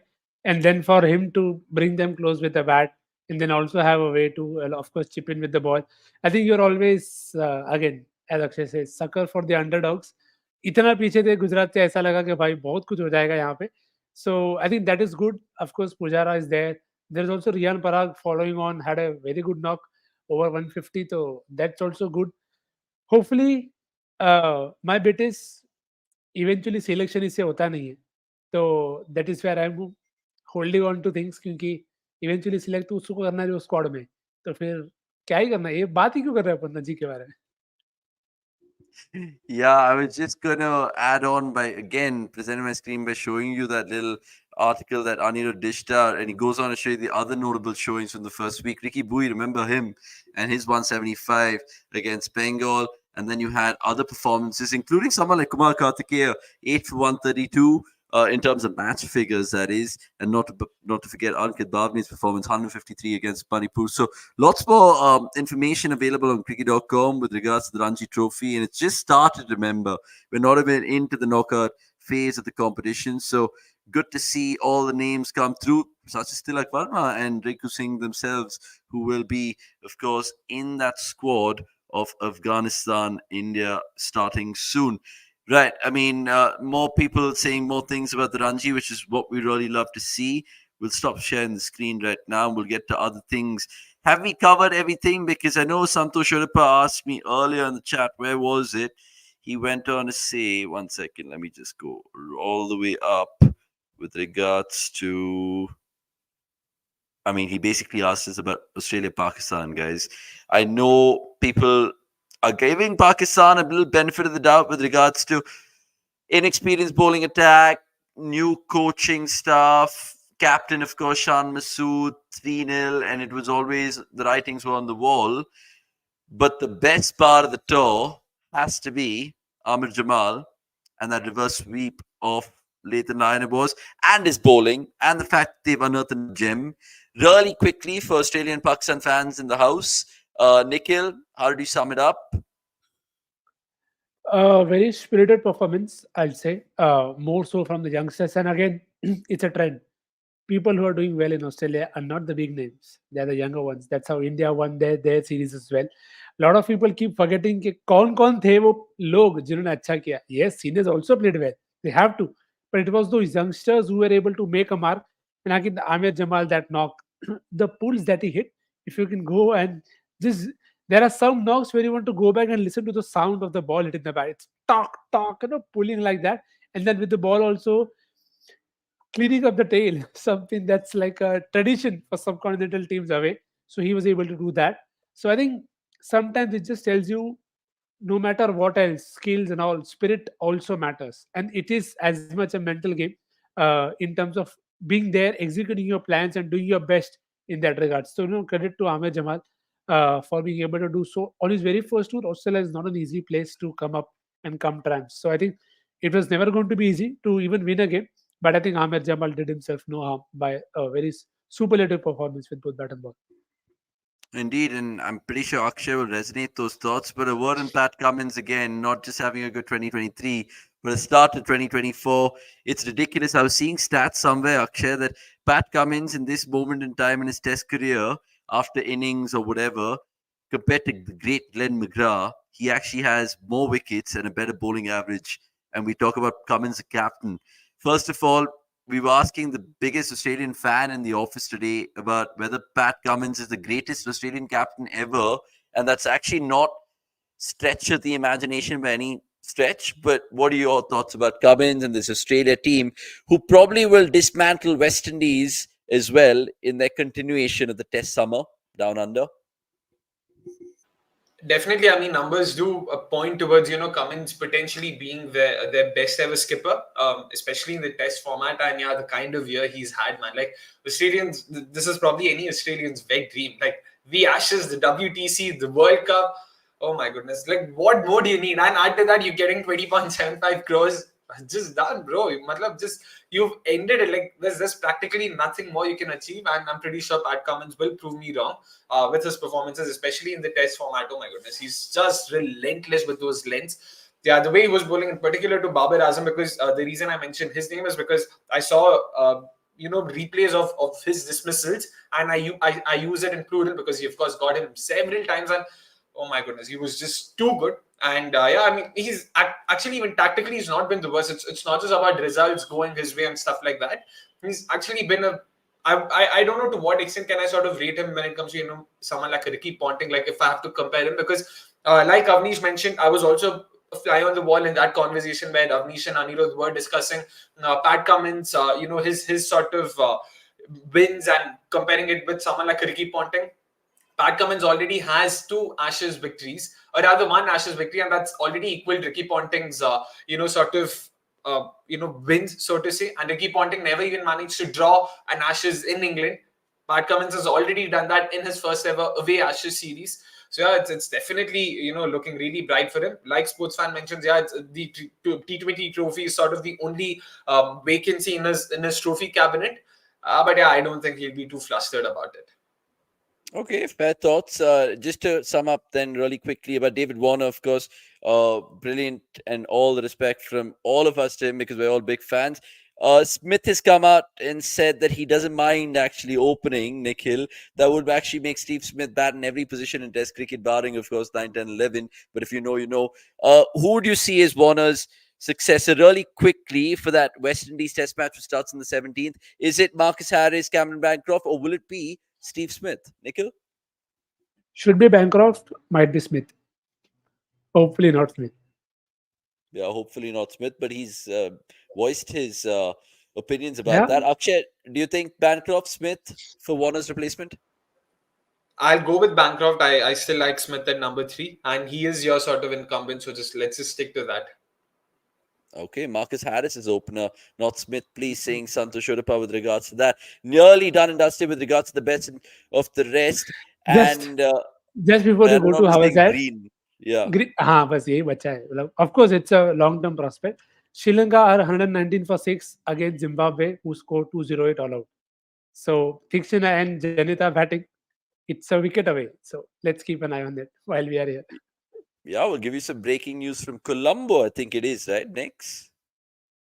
Yeah, Ketarama, that's where it is. Yeah.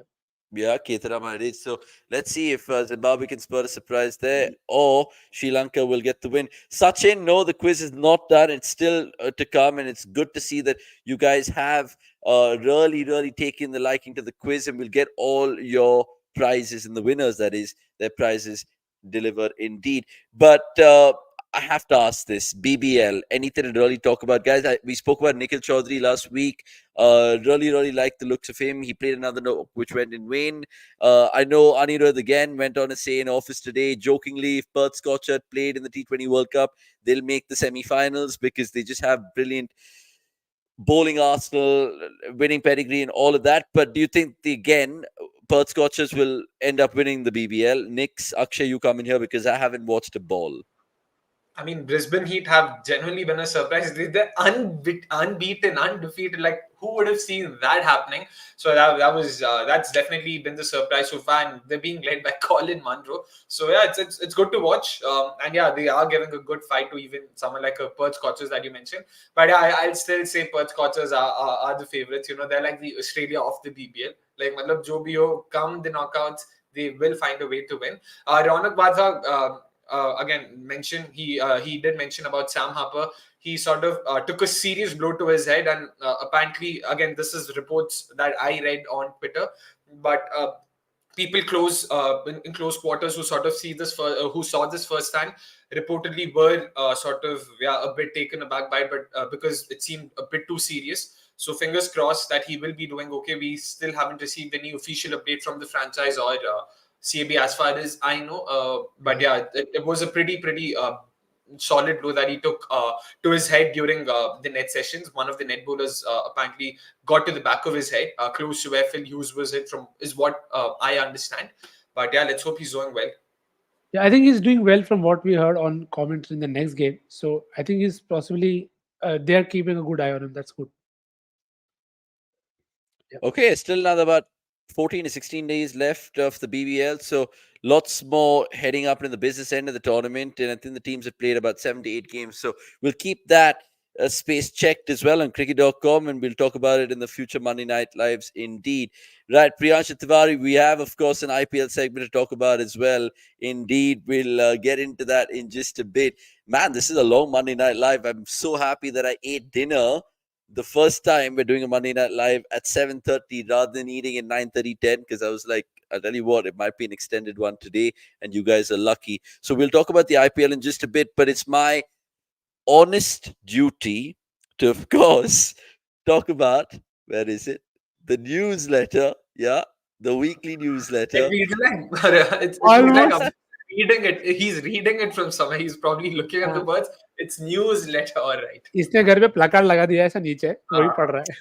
Exactly. I mean, I had to really open the tab to just check it, and I'll share that tab right now because Gauranandan Tripathi taking on the responsibility of writing the weekly newsletter. And as you can see, it's out available on the website and the app. And we spoke about a range of things, but this is just to give you a little bit of a recap, if you need it, what's gone on in the first week of 2024, all the things which has gone on, what's happening off the field as well.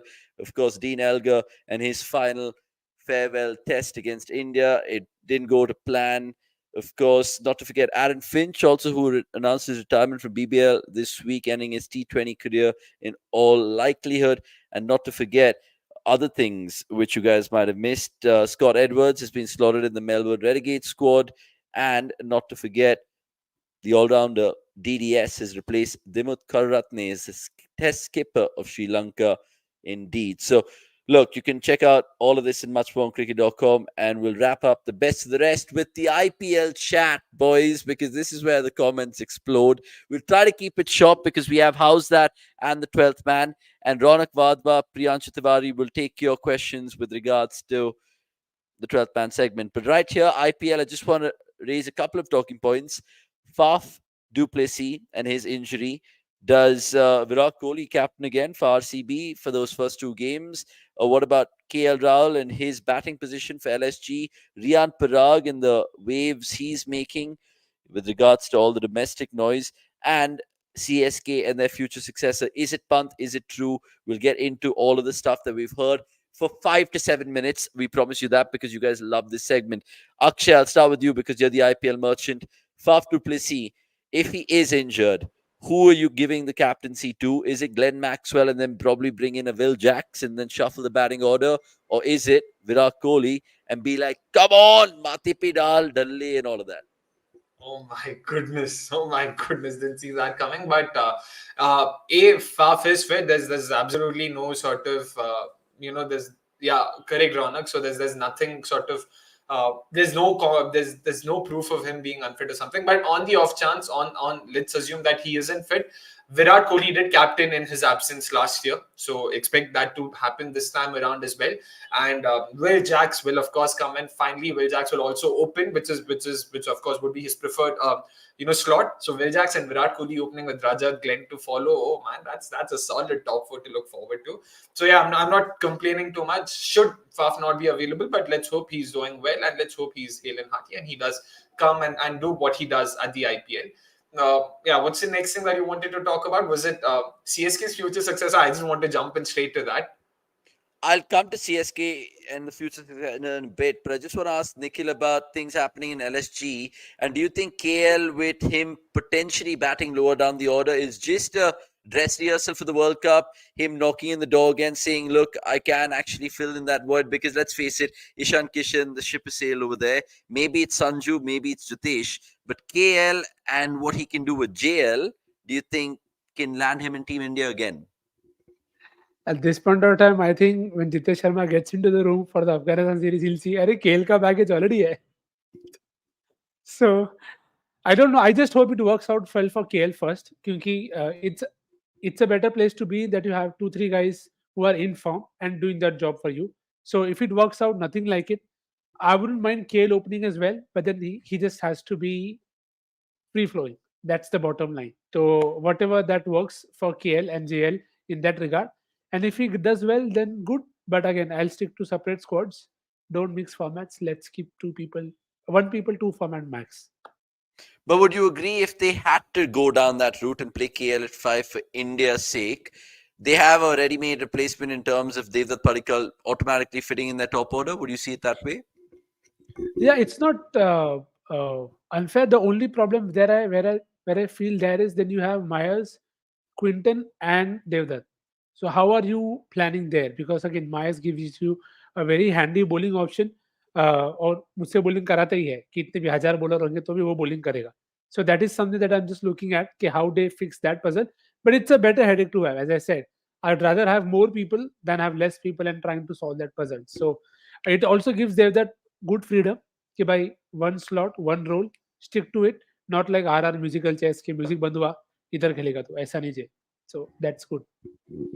It'll be interesting to see how LSG go about it, with especially Justin Langer taking the calls over there. Remember, they've signed someone like Ashton Turner as well, how they really chop and choose their overseas, so on and so forth.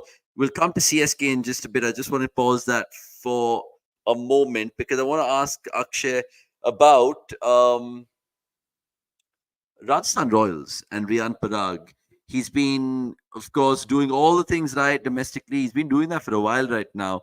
Will he actually make himself heard this IPL? And what does that do for the Rajasthan Royals with regards to their batting lineup? Because they've always liked to play him as a floater, as that sixth bowling option. Do you think he'll actually be looked at as a batter this time? Plus and plus?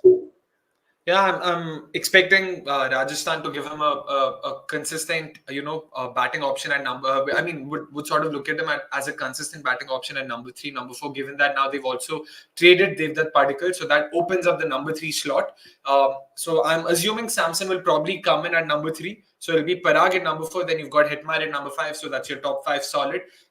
So Parag at number 4. It's important for him to get a consistent run. I know that people will make the argument कि उसको number 4 पे खिलाया तो था last year, उसको 2 match मिला था, दोनों में उसने अच्छा नहीं किया. That, I mean, you've answered it yourself. 2 he match मिला था. So let him get a consistent run, and yeah, he will definitely he should have a breakout season soon, man, because he's been breaking the numbers at the domestic level. So it's only time that he does it here as well. Okay, fair enough. I'll come back to Akshay about that CSK thing, and I know all the CSK fans are now getting agitated. Why can't you talk about it? I'll talk about it. We'll just end it with the best. Nick's coming to you about Mumbai Indians because if the rumors are to go by, Hardik and Surya, actually with the injuries, they could be missing the first 3-4 games of the IPL. So do you go back to darling Rohit Sharma? I'll hope that Rohit says no. I don't know if he will or not. Maybe he loves the franchise too much to say no to them. So not sure, but please be on the watch out. If they have more people injured, you don't want to lose out your players before the players to Mumbai again. कि भाई like it happened with Hardik, trade ना हो जाए कोई players, तो बाकी सब franchise को बोल रहा हूँ जरा अपने players को संभाल के रखना क्योंकि मुंबई आएगा वापस कि भाई स्काई का रिप्लेसमेंट चाहिए मेरे को दे दो कोई. So won't be surprised if somebody trades off as well. Yeah, I mean, keep an eye out for that. CSK chat in just a bit because Ramana, with your question, sorry, I mean, I'm not slandering Chennai Super King fans here because, look, at the end of the day, we're talking about Tala and his future successors. So it's only right that Akshay does talk about that. Really, to answer Ramana Kiran's question, we spoke about it in previous Monday Night Lives, Ramana, but just really quickly, I think Markram still might have a real good shout, especially with a good SA20. We saw what he did against India, and you can't leave a player like Markram out. I know Muralitharan and Vittori's quotes post-auction and where they were kind of looking at in terms of the direction. Remember, they sacked Lara last year and they got Vittori this time around. So you're thinking Travis Head, you're thinking Hasaranga, you're thinking all the guys that they bought, and not to forget Pat Cummins to lead the side. So I think it's still a wooden spoon finish, Domina, for SRH, but only time will tell indeed. Moving on really quickly, you guys saw the recent video of MSD, yeah, the hookah and all of that. Of course, we've taken into social media. We don't want to talk about that. But speaking of MSD and CSK, finally, is it true? Pant to CSK. I'll tell you why there could be some sense in this. Because Ashwin on his YouTube channel said, look, CSK are full of thinkers. They like the brand proposition of Pant, really kind of fulfilling that whole MSD void. Where are you with it, Akshay? Do you think it's just a bunch of BS? Firstly, one word answer, yes. Secondly, I was just looking at it from a CSK POV. Yeah, sure, it'll make great for CSK to do something like that. But why would Delhi Capitals ever do something like this? Just explain that. Like, yeah, sure, CSK would love to have a Pant, so would RCB. तो क्या? मतलब तो Pant RCB आ जाएगा क्या? मतलब मेरे को समझ नहीं आ रहा. But the question here is not about Delhi Capitals because how many times have we seen player power prevail in case of Hardik Pandya as well? So imagine Pant really has like, a little meeting with Kasi and Sundaraman and be like, yeah, it's done. What can Delhi do then? GSW have to put their tail between their legs and walk away. Sure, yeah, but they won't let him go for cheap. You really think Pant will they let go of Pant for cheap. They let go of Iyer for Pant. They were grooming Pant to not just be the leader, but to be the brand. Like to sort of represent the brand Delhi Capitals. So there's no way on they'll sort of let him go, SC. It's definitely going. No, I understand. Obviously, it'll be something in the similar lines of a Hardik, where not 15 crores, but like say even assuming 18 crores or 20 crores or I'm not whatever. talking about money from the purse. भाई 15-18 चिल्लर बात कर रहे हो. Exactly. I'm talking about even the behind the scenes, which is I was coming to. I mean, we're talking about even the rumors of Hardik Pandya's transfer of 100 crores and in excess of that. But Srinivasan isn't an Ambani. That's Yeah, what you need to understand. no, but like India Cement are no short in terms of making, real headlines. They will flash the cash because they know with Pant they have age on the side as the profile of the player that's signing. I'm just hoping that Pant Jindal has more sense than that. कि भाई मतलब पैसा खाली पैसा matter नहीं करता. Yeah, I'll really have to sort of, Pant must sort of go out of his way and say, you know what, I just cannot play in the setup. I really need to go to Chennai Super Kings. That's probably it. But yeah, it's highly unlikely. Like, yeah, I'd be very shocked, not even surprised. I'd be very shocked if something like this happens. All I'm saying is that we're going to see MSD in the IPL, not just this year, but next year as well, with regards to either him on the auction table or him in the dugout. I don't know, but he's still going to be involved with CSK because I really want to watch CSK games only for Dhoni. Even last year, we had the honor and privilege of going to Chepauk and watching Dhoni play, and it's great. But let's just end this IPL chat with the CSK fan, Nikhil, to answer and just silence all the critics. What do you think? Do you think it's all a bunch of garbage? Are we making the most of it? Go on. I'll say what I said last time. There is only one reason why Pant can come to CSK, and that is RISHABH7 Tala for a reason. Thanks. There's no other way it's coming. I think that's the best way to put it. Tala for a reason, and you never know. I think there will definitely be memes. And of course, you heard it here first, so give Nikhil all the credit if you guys want to steal that particular joke. Right, IPL done, best of the rest done, time to win some prizes. And that is, of course, time for How's That? How's that? How's that? Give us your vociferous appeal in the comments.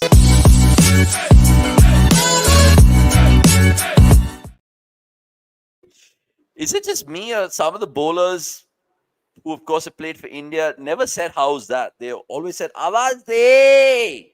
How is that? How is it? But is how's that a little translation to Awaz de? Like Awaz de, which has become they're not trying to say how is that. Like I remember Shreyanga, especially while appealing in that India Australia game. So yeah, that's how. As long as they're not saying kaisa hai. As long as the umpire is raising his finger, I don't think they care about what's being said. This is the most bizarre conversation we've had this year. Like, why are we talking about how is that? But honestly, it just makes you think why Monday night's appreciated, and it's candid chats like this, and we really kind of appreciate this segment as well, which has garnered a lot of traction, I must say, and kudos to Akshay for preparing quizzes every week. Before we just show you what's there this week, Priyanshu, we will take your question, and the rest of y'all as well. Keep your questions coming through for the 12th man segment. I know it's an elongated, nearly 2-hour MNL, and God bless us all, but we will have some time to take questions like these indeed, so just hang out in a bit. But last week, it was brilliant to see with regards to all the answers in the comments, because Akshay asked this, and Akshay, you can take it forward as we go along in the Howzzat segment this week. Yep. So last time again, this is the theme we will be sticking to, going at least for the few upcoming weeks. So yeah, again, we had the teams that this player had represented, and I did mention that in no particular order. So yeah, the correct answer, of course, is Karun Nair, and Shubham Gupta, of course, is the winner as well. So congratulations, Shubham. Do get in touch with us on Twitter to sort of claim your voucher on that. Vasant, of course, had mentioned, that SRH and all of that. So which is why we sort of corrected it and put it up once again. So thanks for pointing that out, Vasant. Of course, that is right. Now, quickly moving on to this week's Howzzat. Sticking to the same theme, except this time, last time we had LSD, and we thought that sort of did help the audience, which is good. Of course, we want more people being engaged. So this time, thoda aur open kar diya. So this player has represented the Sunrisers Hyderabad, the Kolkata Knight Riders, the Rajasthan Royals, and the Mumbai Indians. Again, in no specific order. These are the 4 teams this player has represented.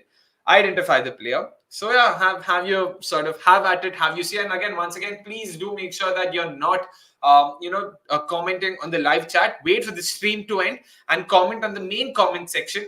Do put in your answers in the main comment section in order to sort of win. So yeah, there you go. All right.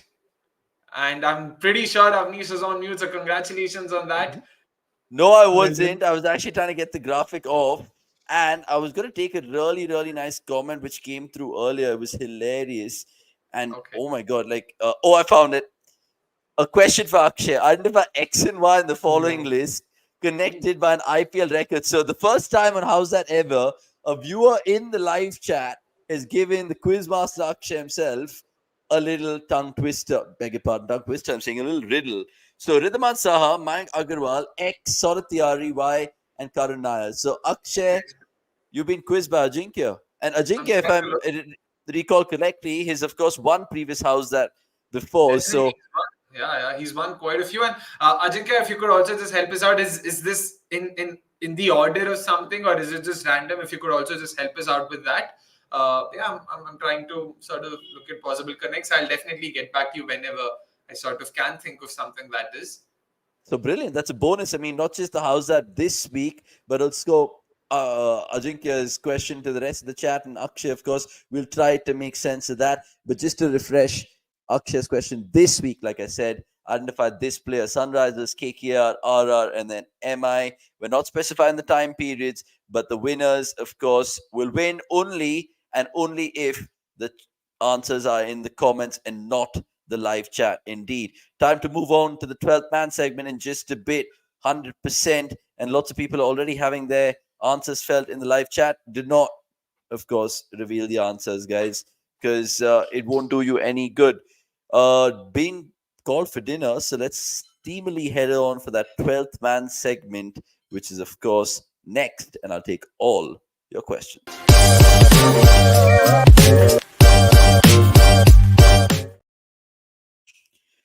Take my question about RCB bowling. Yes, it is that part of the show where we take your questions literally. So let's start with Mr. Priyanshu Tiwari himself saying RCB bowling means how good is it?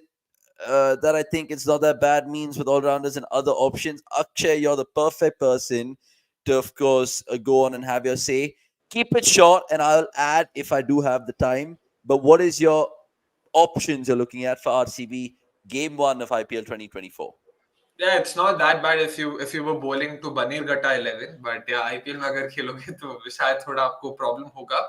But yeah, in terms of the 11, it's going to be, at least the way I'm looking at it, Faf, Kohli, Rajat, Glenn, Green, DK. So that's your top six sorted. Then 7, 8, 9, 10, 11, you've got, I'm forgetting who comes in at 7. So let me pick the bowlers first. There's Mayank Dagar, there's Mohammad Siraj, there's Reece Topley that I've looked at. Oh, there's Alzari Joseph, not Reece Topley. Alzari is the one I've gone with, and Yash Dayal. So those are the 4 options done.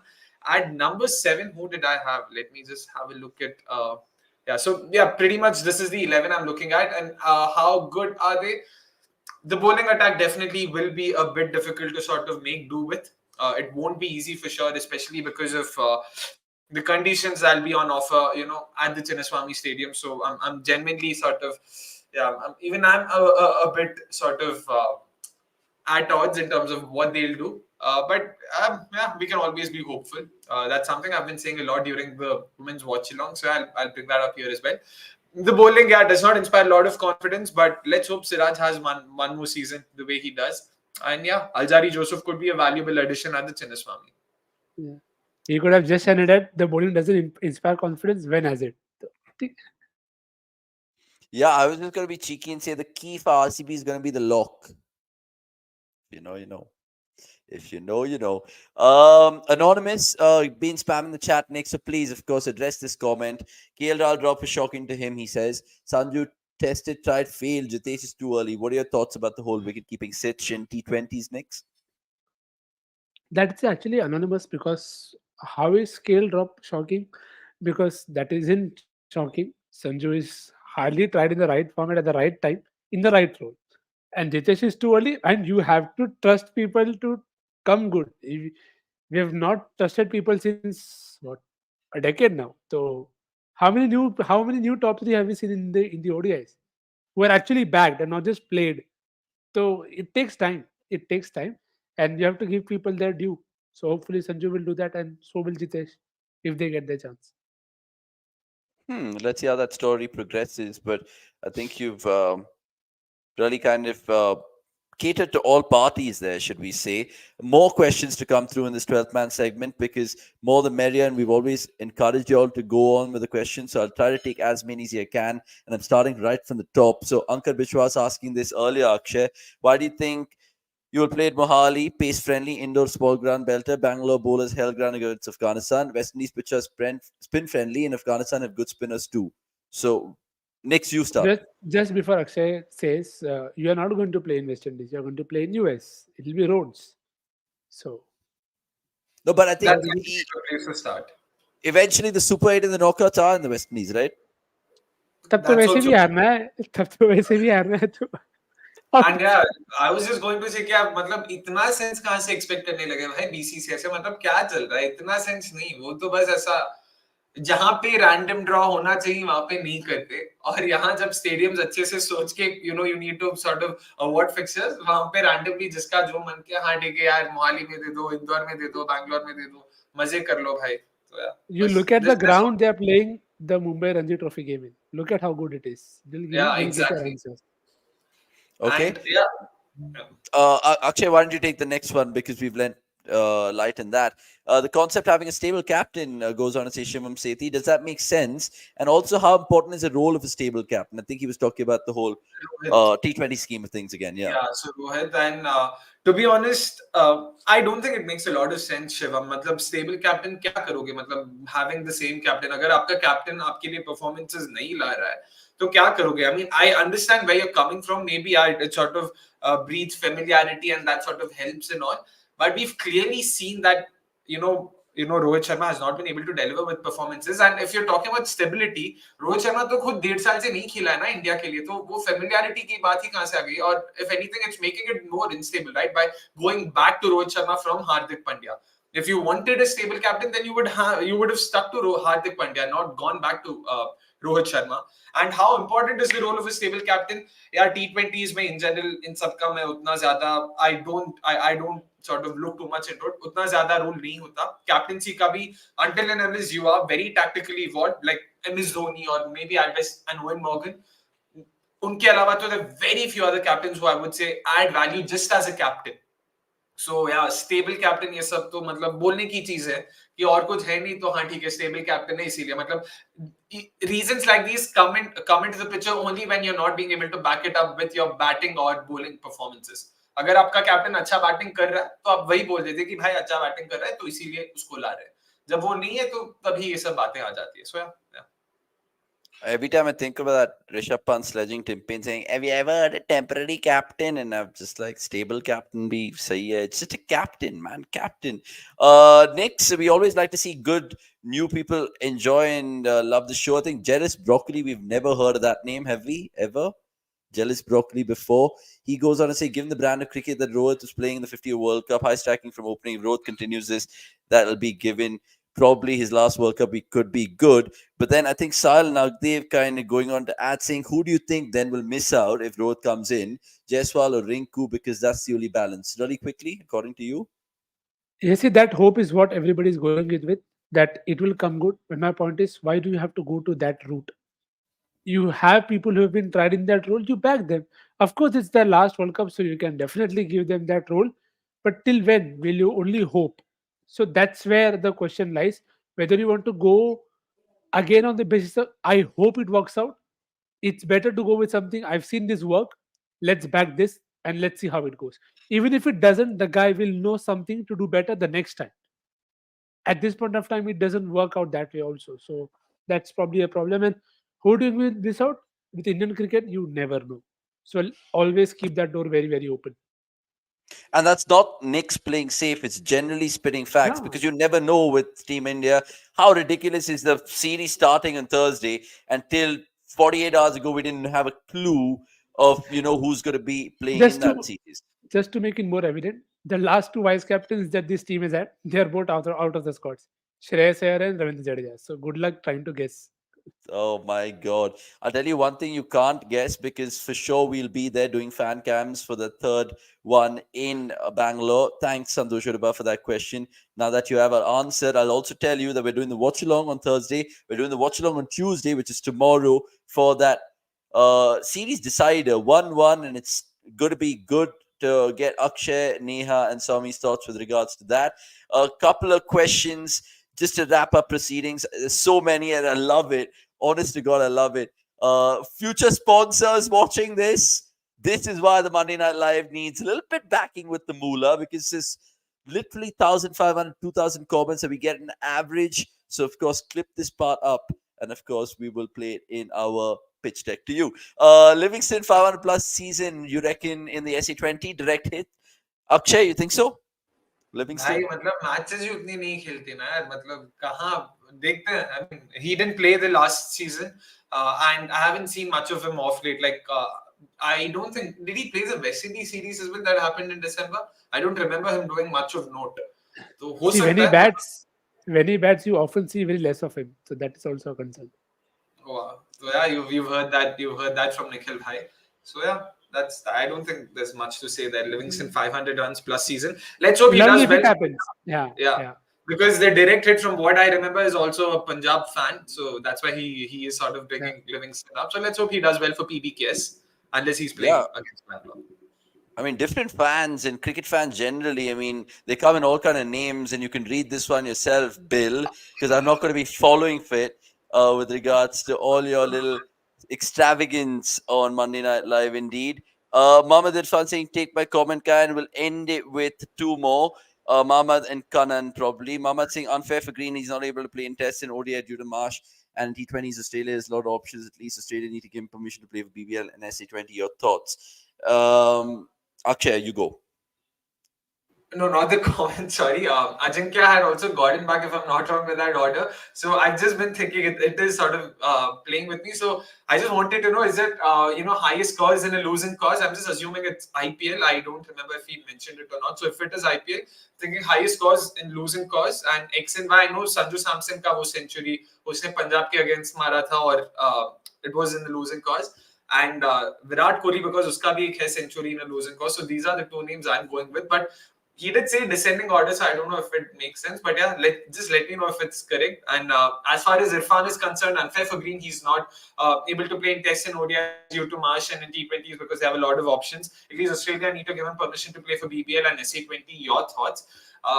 Yeah, again, they also want to preserve him. It's also important for him to not really, strain himself with too much cricket. And now that we also know that he's suffering from a rare disease, which has to do with his kidney. I'm not sure if I can recollect the name.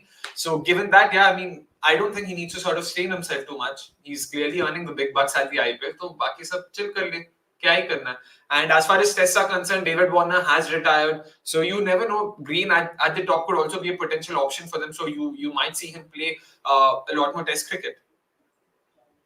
Yeah, indeed. Kanan, and I agree with this. This is honestly a rhetorical question. You know, you're spot on by asking us that question as well. I'll leave that there. Tiger Rose, because you're begging. I'll give this one really quickly to Nikhil, because he's been asking you all evening, Nix. Ravi Vishna versus Kuldeep. Where do you stand and why? See, to the end part, you can't play both.